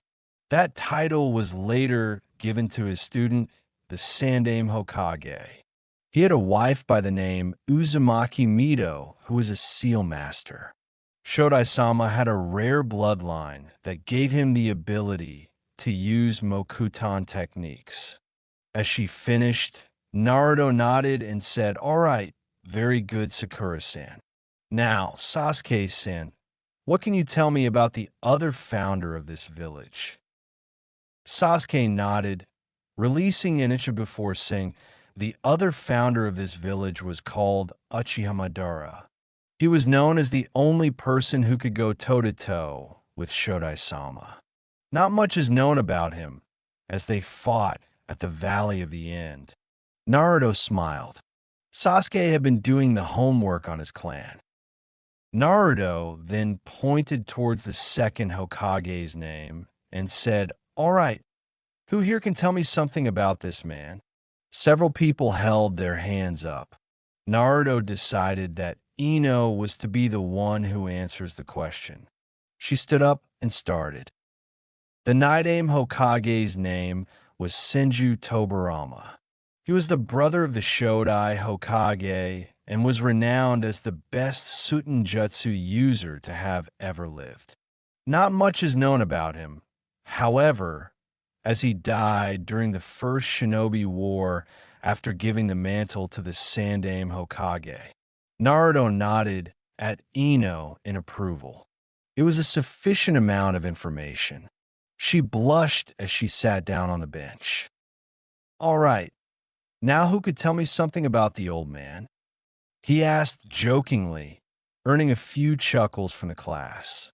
Everyone put up their hands. He smiled. People knew something about the current Hokage. He pointed towards Chuji, who stood up and started speaking. The Sandaime Hokage, Sarutobi Hiruzen, is the current Hokage who retook the mantle after the Yondaime Hokage died. He is known as the Professor and the Shinobi no Kami for his prowess in ninjutsu and bojutsu. He has led this village through 2 of the 3 great shinobi wars and trained the legendary Sannin. Naruto nodded with a smile. Chuji gave him a lot of information. That was good. All right, I should let you guys talk about the Yondaime. But it says that you guys haven't gone over him, so I'll talk about him for you. How about that? He asked, receiving nods. He then put his hand up in the air as he exclaimed, "Yash!" Monologue time. And then he jumped onto the table and started his little story. The students chuckled a little bit at Naruto's antics. All right, the Yondaime Hokage's name was Namikaze Minato and was known throughout the elemental countries as the Yellow Flash. He was the only shinobi to receive the order to flee on sight, should he be seen on the battlefield. He was taught by the great Jiraiya of the Sannin. His expertise revolved around Fuinjutsu, the art of sealing. He was also very fast. Even without his signature technique, Hirashin no Jutsu, and the enemies would often confuse his Shunshin no Jutsu with Hirashin no Jutsu. The students were now listening, intrigued by the information. Some of them even had stars in their eyes as they heard Naruto talk with such an affectionate tone about Minato, almost as if they were related. Yandame-sama had 3 students by the name of Uchiha Obito, Noara Rin, and Hatake Kakashi. The former 2 died during the Third Great Shinobi War, but the latter is currently one of Konoha's strongest shinobi and is considered to be next in line as Hokage along with the 2 remaining Sannin that are loyal to the village. He took a breath before continuing. When the war was over, he took the mantle as Hokage, albeit briefly. Yandame-sama died 3 years after the war, protecting the village against the Kyubi no Kitsune, sacrificing his life to defeat it. He jumped down from the table, indicating that he was done talking. All of the children looked at Naruto in amazement and awe. They had no idea that Naruto knew so much about the Yandame Hokage. Iruka looked at him in amazement as well. Not even he knew this much about Minato. Right before Naruto started talking, the bell rang. The class was over and the break started. He hadn't even noticed the time go by that fast. He had been talking for over an hour. Everyone, don't forget to read up on Second War until next week, said the blonde, remembering it from the notes. Iruka smiled once more, proud of Naruto and his ability to tell the tale of the Yandame Hokage and even remember what was written down on his notes. The kids ran out of the classroom, and soon only Iruka and Naruto were left. So, how do you think that went, Iruka-senpai? The blonde asked. Iruka looked at him and said, I think it went rather well. The whole class was mesmerized at your storytelling. I hope you can come back someday and help me with them again. Naruto blushed in embarrassment from the compliment before smiling and scratching the back of his head. Yeah, sure, I'd love to, said Naruto as he went over to the open window and jumped out of it, only to take footing on the wall and started walking down towards the ground. Iruka walked over to the window and looked down and saw Naruto performing the tree walking exercise and smiled. You're really something, Naruto-kun, he thought, leaving the window. After he had walked out from the academy grounds, he started walking home. He had been up all night and he was really tired. He also needed a long shower. Man, this day was a really fun day, he thought as he walked home. Namikaze. Chapter 7. Naruto, you're going to experience a lot of pain and suffering. Remember who you are. Find a goal, a dream, and don't stop trying until it comes true. There's so much more that I want to say, to teach you. I want to stay with you. I love you. Gasp. Naruto woke up with a swing, his upper body rocking up in the air. The memories, his parents' memories, were invading his dreams. The worst part was that he saw it through their perspective. It was annoying as he couldn't get much sleep when they came. He sighed. He couldn't do anything about it other than taking an aspirin and hope it would tone down the headache it gave him. At least they weren't flooding his brain like the Kagabunshin memories does. No, they came in waves in the form of dreams. First, it was his father's, and then came his mother's. Can't be helped. He sighed once more as he got up from his makeshift bed that was a futon. He walked towards the sink and drowned his face in water to cool himself down. The memories were annoying, but it gave him some form of reassurance that his parents loved him. At least he knew who they were. At least he knew that loved him. Too many feelings, Brat. Came a dark voice. Ugh, why the fuck are you up? The brat asked. Aren't you supposed to sleep for a few more years? Nah, couldn't sleep. Too many mushy memories strolling through your brain. The dark voice replied. Naruto sighed once again. This day was going to be long if Kyuubi had decided to wake up and annoy him to death. Your brain is a mess, by the way. You know that, right? Yeah, I know, furball, the Chibian dame replied, only to receive a growl in response. Mind going to sleep again? I kind of don't want to deal with you in my head right now. You're not making it any better when you're awake. Brat, show some respect. I'm the goddamn Q-dash. Kyuubi was cut off by Naruto as he blocked the seal from his mind. He didn't mind talking to the Kyuubi, but right now he was in such a mental mess he couldn't deal with the oversized fox. Asterisk, sigh, asterisk, do I even have anything to do today? Naruto mused.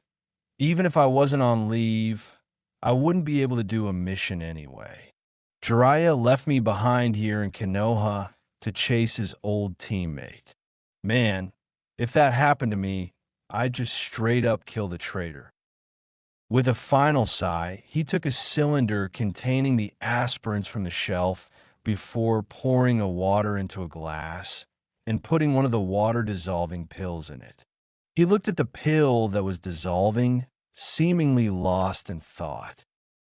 I'm stuck in the village with only D ranks and training unless I can find a team to do C ranks with. That ain't happening. Aji-san is coddling me way too much, and the only man he'd put me under would be Jiraiya. This sucks. Am I really going to be stuck here in the village until Arrow Sennin comes back? To Badash, he stopped himself and frowned. God damn it, I thought I got rid of that verbal tick. Ugh, at least I haven't used it publicly in a few years. He resisted the urge to sigh as he gulped down the aspirin water. He put the glass down on the counter and went to his room to get dressed. Today's outfit was a simple one as he wasn't on duty for today. He had been given a day off as he had just gotten back from a B rank mission. He decided to wear an orange shirt with the Uzumaki insignia on its back and a pair of dark blue cargo pants. He still wore his sandals as they were comfortable. The pants pockets were reinforced and could therefore hold a few kunai without them tearing through it, which was perfect in case of emergency. He put his headband on and put a few of his Horatian kunai into the biggest pocket located on his leg before walking out of the room. As he did so, he sensed a familiar source of chakra appear in his living room. He let it slide as he didn't think much of it, giving the man the option to reveal himself before breakfast. When he got into the living room area, he looked up at the clock that was hanging on the wall. It was 5 in the morning and it was his day off. Fuck my life, I hate this shitty seal you put on me, Tuchan. He muttered, it might hold the Kyuubi just fine, but you're the problem right now to Bayo. God damn it. He smacked his palm into his forehead protector and once again resisted the urge to sigh. Yep, today was going to be a long day. He went to the kitchen area and got some cereal out of the cabin and milk out of the fridge and put it on the counter. He then took a bowl from the plate rack and poured some of the cereal into it. He then poured the milk into it and carefully balanced the bowl on his way to the table before putting it down. He then sat down and started eating it before looking into a corner with a deadpan expression. You know, Inu Senpai, if you want to join me, you can. He stated as an ANBU with gray hair shimmered into existence with his hand scratching his head in embarrassment. Yeah, knew you'd sense me at some point. Inu stated, earning a grunt from Be Blonde. Come on, join me for some breakfast. Unless you've already had your fill, that is. Naruto said. The ANBU took his mask off and went toward the kitchen and got himself a bowl of cereal as well. He then sat down in front of Naruto with an eye smile. You know, you pour the milk in first, Inu stated, earning another grunt from Naruto, who was busy shoving down the cereal and milk into his mouth. The fuck you talking about, senpai? Naruto asked with a deadpan expression. No, you don't. You pour the cereal into the bowl first. Ma, Naruto-kun. No need to be feisty, Inu said with his trademark eye smile, before continuing. So, what are you going to do today? I heard your sure show bolted last night. Asterisk, yeah. I've got a day off before I start doing missions again. Figured I'd walk around town and maybe hang out with the academy students again, Naruto said. It's not like I got much else to do other than that and train. To know what I'd train, though. Yeah, maybe I could show you a technique or something. My day, after all, consists of keeping you safe. Inu stated, his visible eye still in the formation of an eye smile. Naruto just looked at the ANBU captain with a confused look. The fuck, Cashian Eye? Why do I need protection? I'm a shinobi of the Leaf de Bayo, he exclaimed, clearly confused. Yeah, well, you're a genin that has been put in the bingo book already. Because of this, Hokage-sama decided that it is our best interest to have a strong shinobi protecting you at all time. Besides, I get to spend some time with my little brother. Kakashi mused. Ugh, you do realize that if I'm in trouble, I can just fly away from the scene, right? Naruto asked, disturbed by the fact that the Hokage was coddling him to this level, even resorting to put an ANBU detail on him for protection. Kakashi just eye-smiled as he let out a chuckle. Yeah, that's true, I guess. Speaking of Horatian, how do you even know it? He asked before elaborating. There's only 3 people that know how to use it, and they only know how to use it when they're together. I asked them if they had taught it to you, and they said that they haven't. I'll answer your question with another question. How much did you hear about my short rant? Naruto asked in return. All of it. Brought up a lot of confusion, Kakashi stated. Well, Tuchan fucked the seal up somehow. Not even I know how he managed to do that. Not the part holding the QB, but the part holding Kachan's and his own essence in place. Naruto said. At this, Kakashi's eyes widened. What was he talking about? Had Minato tried to seal Kushina and himself in a Naruto? To be there for me in the future, in case the seal broke or I had decided to take control of the QB's chakra, they were going to seal a part of themselves into me. They screwed up hard, though, as their memories, knowledge, and experiences flooded my brain and almost overloaded it, said the blonde, ending with a sigh to catch his breath before continuing. Do you know how disturbing it is to have dreams about your parents having sex from both of their perspectives? He asked with a disturbed look on his face. Kakashi's face went into a disturbed frown with a tint of red honing the cheeks. Dude, I so didn't need to know that, Kakashi said with a small blush that went unnoticed by Naruto because of his mask. So, in a sense, you're literally a chibi yandere? Yep, I've known how to use oration ever since I was born. I guess you could say I was born with it. The child joked, earning a chuckle from the elder in the room. Well, That answers that question. But why haven't you told Sandame-sama about this? Kakashi asked. Because I'd rather keep a secret, never know who might be listening in. This is the only place I consider to be a safe haven for my stories, as it's protected by Uzumaki-style silencing and barrier seals. Naruto replied with a smug look on his face. Besides, he never asked. Damn, so you really have both of their Fuinjutsu under your repertoire, huh? Yep, couldn't get any better than that, right? Nope. If it wasn't for your weak body, you'd probably be bumped up to Jonin in an instant. Hey, I take offense to that, and Chan, Naruto exclaimed, clearly bemused by his older brother who just looked at him before he stood up and walked over to the chibi and ruffled his hair into a mess. Gotamni ni tan. This is the first time in weeks that my hair hasn't become a mess after sleeping to Bayo. Now I have to fix it, you jerk. Weren't you trying to get rid of that verbal tick, Otudo? Kakashi mused, earning a sigh from the brat. Please don't remind me of that, Niken. Anyway, you really don't need to protect me. If I can detect you, I can probably detect most assassins and alike. You know that, right?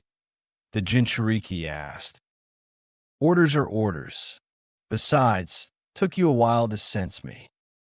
I sensed you entering the place when I went into my room.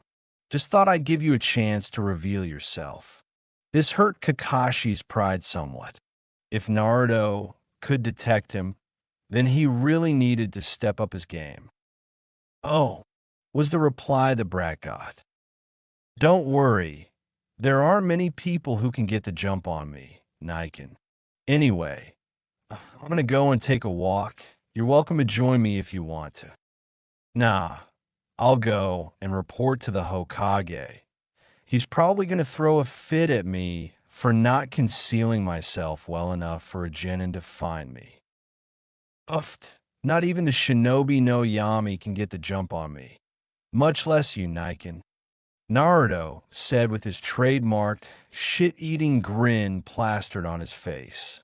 Kakashi just sighed at his little brother's antics before putting on the Ambu mask and waved goodbye. With that, he shunshined out of Naruto's apartment to make his way towards the Hokage Tower. Meanwhile, Naruto looked at the clock again and saw that it was now 6:30. Time flies, eh? Good.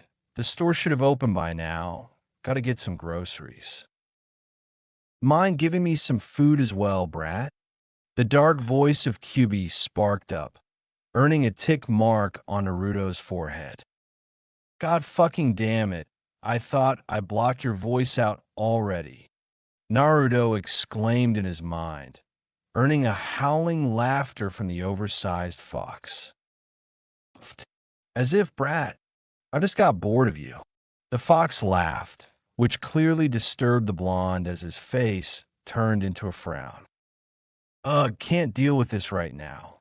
Naruto muttered as he walked out of the apartment's front door, instantly shoving himself into a girl, knocking her down and dragging him with her. He landed on her breasts face first in confusion. He sat up and saw who he had knocked down. The girl was around 16 years old and had black and blue hair and a headband on her forehead. She was wearing a sleeveless fishnet mesh shirt with fishnet armbands reaching her elbows. He looked at her face and saw who it was.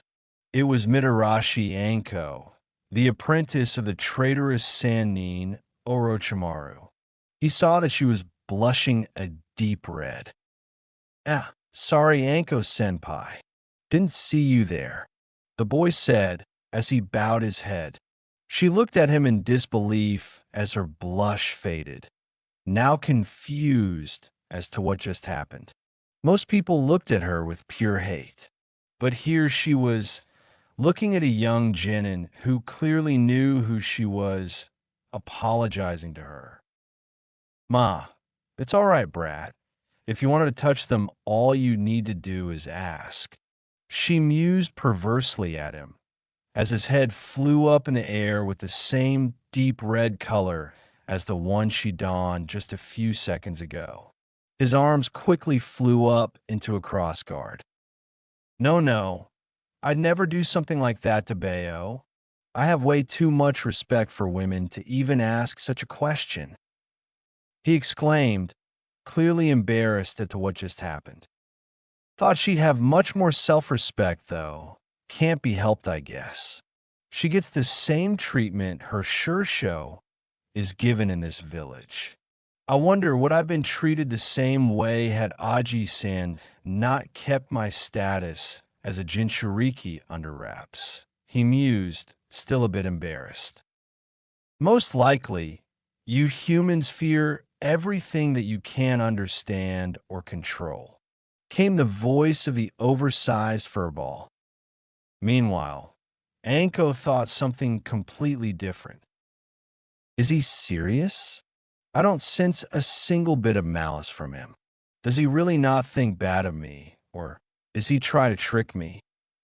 She questioned him in her thoughts before looking at the boy who had just calmed down. They sat there for a few seconds, looking at each other before Naruto broke the silence. You know, I really don't get the whole deal with treating you like crap, he started, causing her eyes to widen. What? Just because you're the apprentice of a trader doesn't mean you're supposed to be treated like trash to Bayo. He sighed. I guess what I'm trying to say is that if you ever need someone to talk to, I am here for you. He finished as he saw her look of utter disbelief. Had he read her mind? Was he telepathic or something? How the hell did he know what she was thinking? I'm not reading your mind. I just know the look of someone hiding the pain. He stated, I don't like seeing people in pain, much less for something they don't deserve. This statement caused a tear to form in her right eye. Her mask that kept her emotions from surfacing was already beginning to crack. She quickly stood up and ran past him, refusing to believe that he was actually serious about what he said. As he stood up, he sighed in dismay. He really wanted this girl to trust him. He really wanted to be there for her, much like Minato had been there for Kushina. Suddenly, he remembered what happened when he rescued Hinata from that Kumonin. What a fucking deja vu that was. It was a mix between Kachan being rescued by Tuchan and Tuchan putting me down in the crib the day I was born. Wow. I really do take after Tuchan, don't I? He mused before he walked down the stairs that Anko came from. There was no need to rush anything today. He had all day to do jack shit, and he knew that. He strolled through the village towards one of the grocery stores, waving back at people who greeted him. Maybe I should pay a visit to Sasuke and his parents later on. Yeah, that'd be nice. He mused as he entered the grocery store and picked up a basket. After a few minutes, he walked out of the grocery store with 2 bags of food and whatnot and walked back home to fill his fridge. The people around him looked at him curiously. It was not every day you saw an 8-year-old buy their own food. That was usually handled by their parents or their elder siblings. It amused him. He did this a lot, but he usually didn't walk back to his house as he more than often resorted to either use Horatian or Shunshin to get back to his apartment quickly. But that didn't matter. He had the whole day to do whatever he wanted to do, and it was only little over 7 in the morning. He walked up the stairs and saw Anko sitting next to his door with her legs pressed towards her chest and arms wrapped around them. He saw the sad look on her face and the black tears from her messed up makeup that had rolled down her cheeks. She's an emotional mess. What made her this way? He asked himself as he walked up to her while sealing his groceries in a storage scroll. She didn't notice him as she just stared out of the holes in the protective rail from the balcony that she was sitting on. He sat down next to her and looked at her curiously, wondering when she was going to be broken out of her stupor. She was, however, clearly aware of him as she laid her head on his shoulder. He blushed a little. This wasn't what he was expecting when he sat down next to her. He just wanted to tease her to get her mood up a little, but he never got a chance. He was surprised by the affection she was giving him. She had clearly thought about what happened 45 minutes ago. He decided to do what he wanted to do from the start. Anko-chan, I know I'm cute and all, but you don't need to rub your cheeks on my shoulder, you know. He joked, causing her to blush as well. He gently pushed her a little bit before standing up, holding a hand out for her to take to help her up. She took it and stood up before releasing his hand. She looked at him. Huh, he's really tall for someone of his age. She mused as she wiped the tears from her face with her arm. When she was done, she looked at him again and blushed a little again. He had a smile on his face that she thought was really cute. What she didn't know was that this was the mischievous smile. She was surprised, however, when he had taken her hand, unlocked his door, and rushed into his apartment with her almost stumbling forward. Come on, let's get you cleaned up, Anko-chan, he said, still smiling. He brought her into the bathroom and sat her down on the toilet seat. She was really confused at his actions. You know, a pretty lady like you shouldn't cry, he said while filling the sink with water. She blushed again. His words affected her more than they should have. What is wrong with me? Why is my emotional mask broken so easily by this kid? She thought. It was clear that he really cared for her, but she didn't want to open up to someone this fast, especially not some random brat that accidentally bumped into her.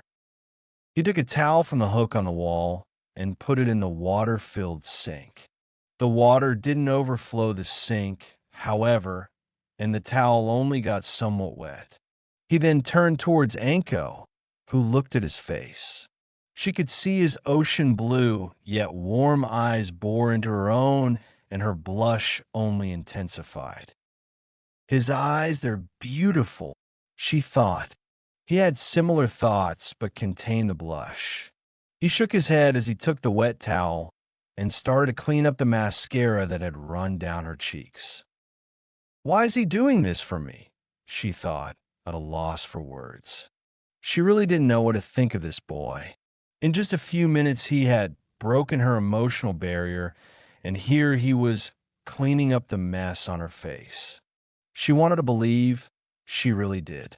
But the 2 years she had spent in Konoha, being called many things, snake whore being one of the names she had been given, she had very little trust left in anyone. There weren't many who liked her, as she could count the amount of people that she could call friends with one hand. Why? Why are you doing this for me? She muttered with a sad look on her face. He didn't like it. He didn't want to see a cute girl such as Anko be sad and vulnerable. He knew that she was pretty strong. Hell, she was a chunin for a reason and was considered to be promoted to special jounin. I do this because I don't like it when people are sad, he responded with a gentle voice. She looked at him in confusion. She hadn't expected that. I know what happened to you 2 years ago, and I don't care if your former Shursho was a traitor. You haven't done anything wrong, so the way people are treating you is wrong. And if you'd like to, I'd like to be your friend, Anko-chan. At this, her eyes widened as tears started flowing from her eyes. This boy, he had broken through her emotional defenses with little effort. He had utterly destroyed them, and his words moved her. The tears that were going down her cheeks weren't of negative emotions. They were of happiness. She couldn't sense a single hint of lie in his voice. She launched herself towards him, wrapping her arms around him as she buried her head into his neck, letting her tears flow in happiness. He embraced her hug with welcoming arms. "Thank you, thank you, thank you," she cried out. He smiled. At least she could get some happiness in her life. When he had seen her eyes, he knew that she was a mess and that she needed someone to help her. "Anko-chan, I know I shouldn't ask you this, but why were you outside of my door?" he asked gently as they broke apart. She looked at him once again with a sad look. He didn't like that look one bit. I I was evicted last night," she said with a sob forced down her throat. "I don't know what to do. No landlord but the one for this apartment complex would let me rent, and this one is full." He sighed. His apartment was pretty big. He had a spare room that he rarely used. "I guess it can't be helped," the blonde thought, before he chuckled as a smile was plastered onto his face, which confused her. "Why don't you stay with me then? I have a second bedroom that isn't used." The look on her face amused him a little bit. She had pure shock written all over her. "Huh," was all that came out of her mouth. He cracked into a howling laughter, breaking her out of her stupor. "Yeah, if this landlord is the only one that will rent an apartment out for you, you might as well just live with me, right?" he exclaimed, toning his laugh down to a chuckle. She joined him with a chuckle, wiping the tears from her cheeks once again. She once embraced him in an affectionate hug, which he once again embraced. "Thank you, Naruto-kun," she said before breaking the hug. He smiled. She was already getting better. He turned around before looking back at her, motioning with his head for her to follow. She nodded as she stood up and followed him out of the bathroom. "You must be hungry and tired, Anko-chan," he said softly. She nodded her head slightly, which clearly was noticed by the young blonde. He looked at the clock on the wall. 9 Uhr morgens. They had been in there for almost 2 hours, he mused. He motioned her to sit down at the table as he walked towards the kitchen area, unsealing all of his groceries before putting them in the cabins and fridge. She looked at him curiously. "This boy, he knows how to use storage seals," she thought before she saw him whip out a bento from the fridge. He walked towards her with the bento and 2 chopsticks in hand and put them down in front of her. "Make yourself at home, Anko-chan. I'm gonna go and talk to Aji-san and inform him of you staying here, okay?" he said, earning a nod from him. With that, he vanished from sight, startling the poor girl. She had never seen anyone move that fast in her life. Not even Orochimaru was that fast. Naruto appeared upside down on the ceiling in the Hokage's office. He looked down and saw 3 Chunin stand in front of the Hokage. He resisted the urge to laugh, as they didn't notice him up on the ceiling. The Chunin bowed to the Hokage before walking out of the office. "They clearly don't know how to sense people, do they?" came the QB's voice from his head, forcing Naruto resist the urge to snort in amusement. "Can't be helped. I'm only able to suppress my presence because I'm a censor," the blonde replied. Seeing as there was no reply from the fox, he deducted that he had nothing more to say. "You can come down now, Naruto-kun," Hiruzen stated, amused by the boy's demeanor. Naruto jumped down, startling the ANBU that was stationed in the office. "I didn't even notice him," was the thought that ran through their minds. Hiruzen looked at Naruto. Clearly there was something that had disturbed him, otherwise he wouldn't come here today. It was his day off after all. What is troubling you, Naruto-kun? The leader of the village asked. Naruto sighed as he looked into the eyes of his grandfather figure. I came here to tell you that Anko-chan has been evicted from her apartment, he stated. Hiruzen's left eyebrow flew up at this. This was something he wanted to hear. And how do you know this? He asked. She's in my apartment right now, eating a bento I made yesterday from the leftover food I made. Ah, am I to assume that you are going to be taking her in under your care? Said the amused man. Naruto sighed as he raised his hand and drew it through his hair. Yeah, not much else I can do. She doesn't deserve all the hate she's getting from the villagers. He said, I wonder what would have happened to me if you hadn't kept that secret. The stationed A and BU got confused at this. Was there something about the boy that they didn't know about? Was secret what caused the people of Konoha to hate him? Yes, it is most likely a good thing I did, seeing how Anko is being treated, stated the old man. He sighed as he looked at his surrogate grandson. The boy had matured much faster than he should have. It couldn't be helped. Kumo's failed infiltration is what caused him to be this way. At least the boy was able to see past the actions of others and had problems hating someone else. It was a quality Hiruzen loved about the boy. It was not something that was to be taken for granted. However, as the boy was intelligent and cunning and could see through lies and deceit with little to no effort. Hiruzen sighed once more as he looked at the boy. I'll get the paperwork done for you. Naruto-kun, I thank you for letting her in. She is an emotionally fragile young lady that was dealt the wrong cards at an early age. Yeah, I know about the connection between her and your student. Might not like the snake, but she's got nothing to do with him. The boy stated. This earned him a smile of approval from Hiruzen. Then, out of nowhere, a Kagebunshin from Naruto popped out of nowhere before it vanished from the room. The old man snorted in amusement. Not many people had the mastery to create a seal-less Kagebunshin with little effort as Naruto did. The ANBU around the room looked at the boy in amazement. They had heard about the boy's mastery in Kagebunshin and the boy's insane speed, but they thought it was exaggerated. Damn, this boy is good. Another collective thought that went through the mind of the ANBU operatives inside of the room.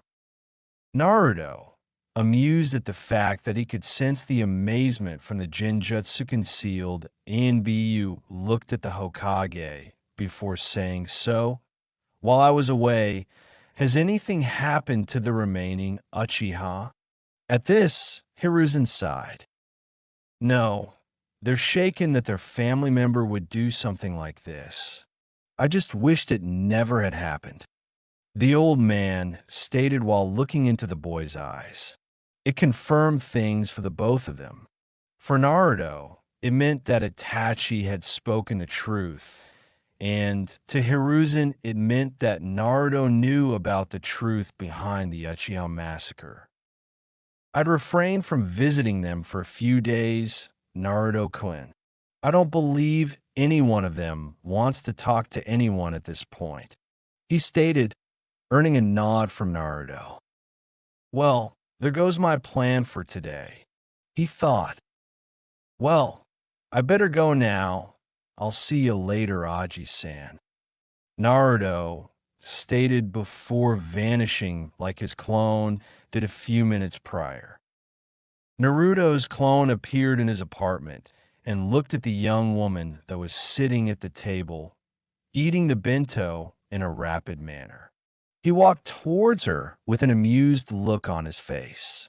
She was either too into eating the bento, or she genuinely didn't sense him close to her. He stood behind her for a few seconds, clearly amused by the fact that she was devouring the food he made the day before. She moaned in delight with every bite, much to his amusement. He decided to put his finger to her side, causing her to fly up into the air in both fear and embarrassment. She landed with her feet on the chair with the chopsticks in each hand, frantically looking around her before locking her eyes on the amused blonde that was looking up at her with a shit-eating grin of mischief. She relaxed her muscles and sighed. If the boy kept this up, he'd give her a heart attack. God damn it. Brat, why did you do that?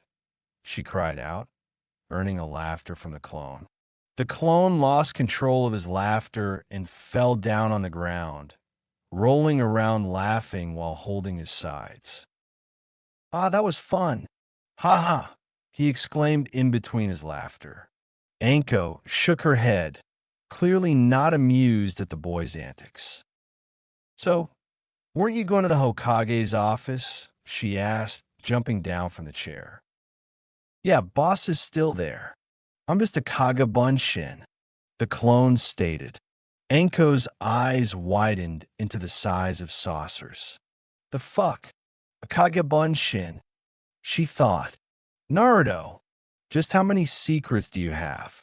After a few moments, the clone had calmed down and was up on his feet again.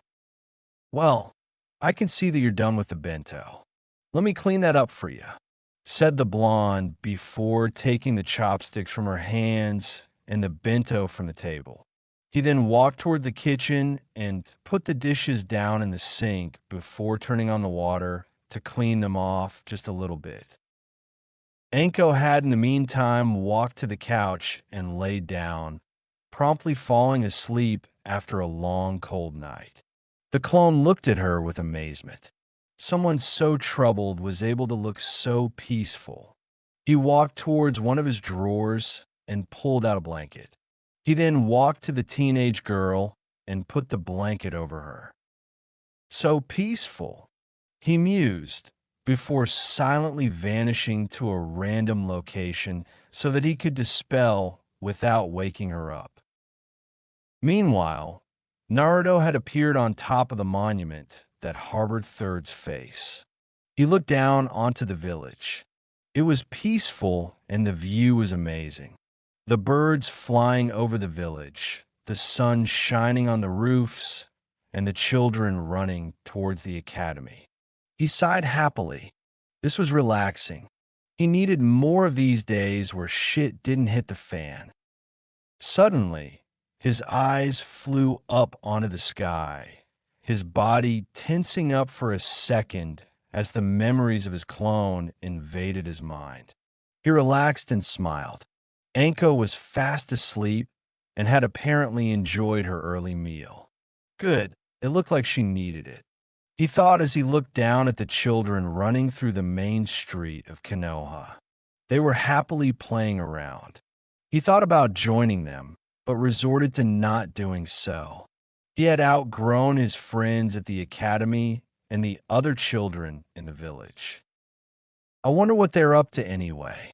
He thought, I could go and visit them. I wonder if Irika is working today. You ain't gonna find out until go and take a look, Brad. The QB said. You just like to annoy me, don't you? The blonde thought, much to the amusement of QB.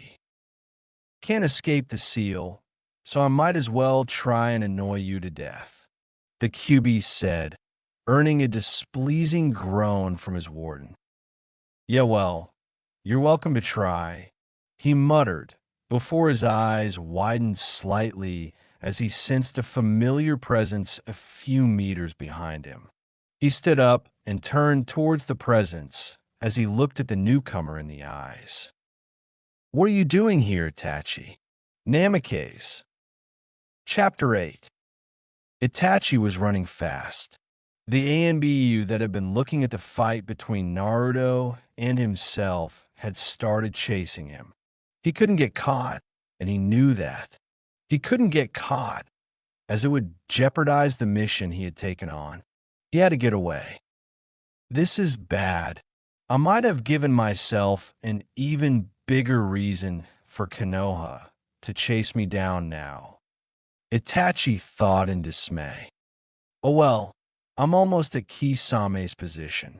Hopefully with his help I can at least disorient these and dash.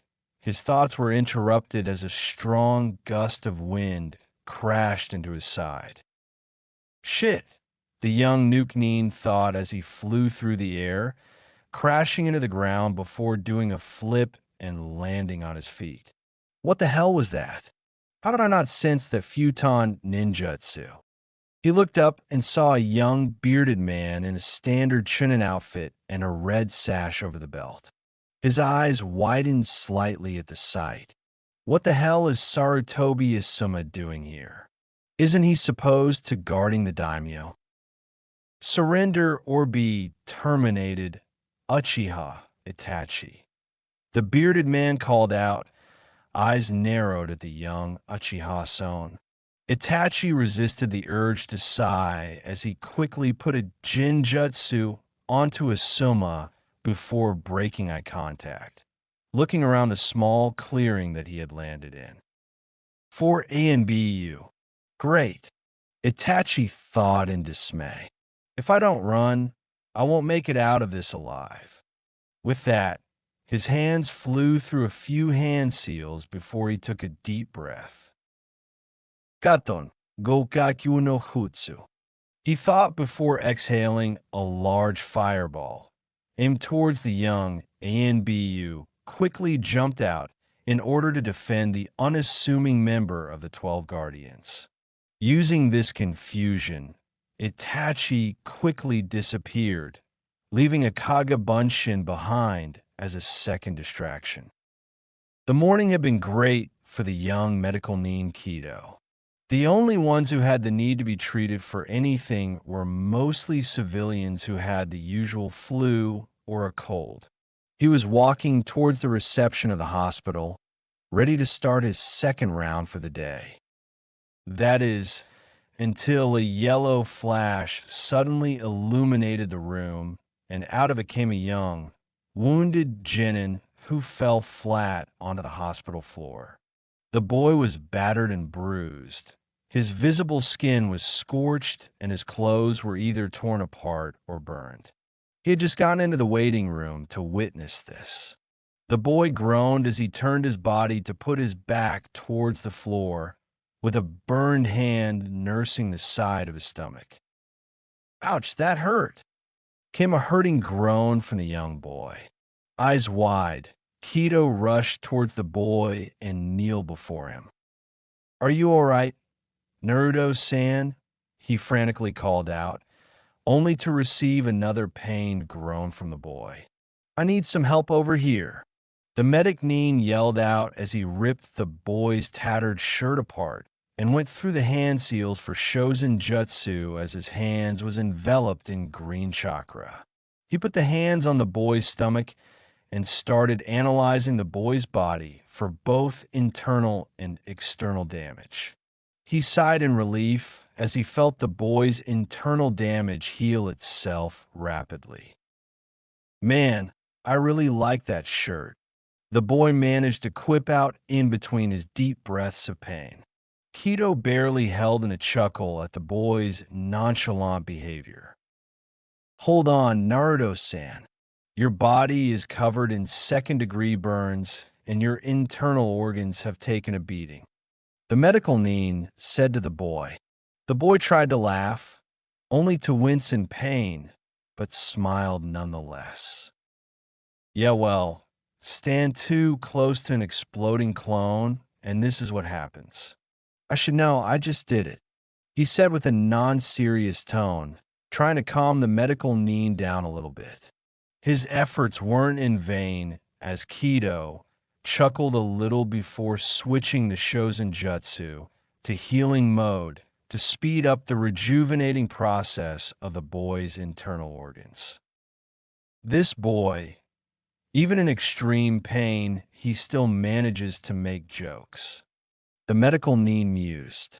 At this point, A squad of medical nin had just gotten into the waiting room and assisted Kido with the healing of the boy's body. They continued to heal the boy's damaged organs, and they quickly realized that Naruto's body had a healing factor that was almost unheard of. They were just about to ask Naruto if he needed something for the pain, but he got to that question first. Mind giving me something for the pain, Sensei? The boy asked. They nodded as they gave him a dose of pain-numbing narcotics. The boy's vision became blurry before his eyes closed. I still had a kunai left, he thought before he gave in to the painkillers. Naruto looked around himself. All he saw was a bunch of pipes, water that went up to the end of his feet, and a gate bigger than the Hokage Tower. He sighed. He knew exactly where he was. Great, I'm in my mindscape again, he muttered as he looked towards a gate. He saw a pair of red eyes the size of his body look at him, and soon the QB surfaced from the darkness inside of the cage. The fox growled at Naruto, but didn't even receive a wince in return. You really screwed that one up, Brad. The fox growled. Now, I have to fix the mess that is your body, and knowing you humans, I won't even receive a thank you for it. Naruto just sighed at that remark as he smacked his hand into his headband. Did the fox really think that little of him? Well, I am grateful that you're healing my body, Furball, he said, but if you're going to be this bitchy about it, then why should I thank you? By healing me, you're doing yourself a favor, you know. The fox just growled at the unwavering boy. This boy had some huge balls to speak to him like this. And what is that supposed to mean, you little brat? He said in anger, eyes boring into his host. The boy chuckled as he met the QB's gaze, a cocky grin plastered onto the child's face. What I mean is, wouldn't you rather be locked into a strong seal than be out there? Where Madara is, the boy questioned him. QB grumbled in response and saw the boy's grin widen. I guess you have a point, but that still doesn't mean you're not a little brat, the QB retorted in a childish manner. Naruto just laughed. Even the QB could admit he was wrong at least once. QB growled in anger at the boy, clearly frustrated by the boy's word. This only fueled the boy's laughter as he fell down into the shallow water, holding his sides laughing. Don't get your panties in a twist, Q-chan, the boy quipped out in between his laughter, still rolling in the shallow water. The oversized fox let out a menacing growl towards the boy as he tried to push Chakra out of the seal, but it was all in vain. I hope you drown in this filthy sewer water, brat. Bah! After a few moments, Naruto had calmed down from the banter and gotten back up onto his feet. Amazingly, he wasn't drenched in the sewer water. In fact, he was as dry as sand, which confused the almighty fox, who had no clue as to how that was possible. He brushed that aside as he could only speculate that the boy was somehow able to control the mindscape. You really can't take anything seriously, can you? The oversized nine-tailed fox sighed out in dismay. Well, you're the one that was annoying the living hell out of me earlier today, Naruto responded, earning a grunt of dismay from QB. Yeah, whatever, grunted the fox on a completely unrelated topic. That last jump you did was really sloppy. You let the flash out. At the last part, Naruto's eyes widened. Shit, how many were there even in that room? He asked the fox. Only you and some old lady. Hopefully she was as blind as a bat. Mused the fox. Not that I care at this point, though. You use oration almost all the time anyway. It's probably the worst kept secret you have. Naruto sighed. What the fox said was true. It was his worst-kept secret. True. He started, I guess there's really no point in hiding the fact that I can use Hration, is there? Do I really have to repeat myself? Mean Jin? The fox grunted, no, there is no point in hiding it. Hell, it will probably stir some fear in the enemies of Konoha. I suppose you're right. Now, as much as I enjoy this banter of ours, I think I'll go ahead and throw myself out of this place and get some sleep. Whatever. 6 days later, he woke up with a groan at the sight of the ceiling. It was the ceiling of a hospital room. He looked out the window and saw that the sun was up, birds flying around in the air. He sighed as he turned his head towards the clock on the wall and frowned. It was 9 in the morning. For how long was I out? He thought. He pulled up his right arm into his line of sight and saw bandages. He frowned as he didn't feel any pain in his body. He was just really stiff for being in bed for too long. Man, Itachi got me pretty good, huh? Naruto mused, really didn't see that one coming. He's good, I'll give him that. Even with Hration, and I know Dan, he made short work of me. He couldn't help but be amused by his attempt at the S-rank Nuke Nin. He knew from the start that he would barely have a chance against the Uchiha, yet he needed to at least try it. Suddenly, the door opened, catching his attention. In came a young nurse, probably around 17 years old.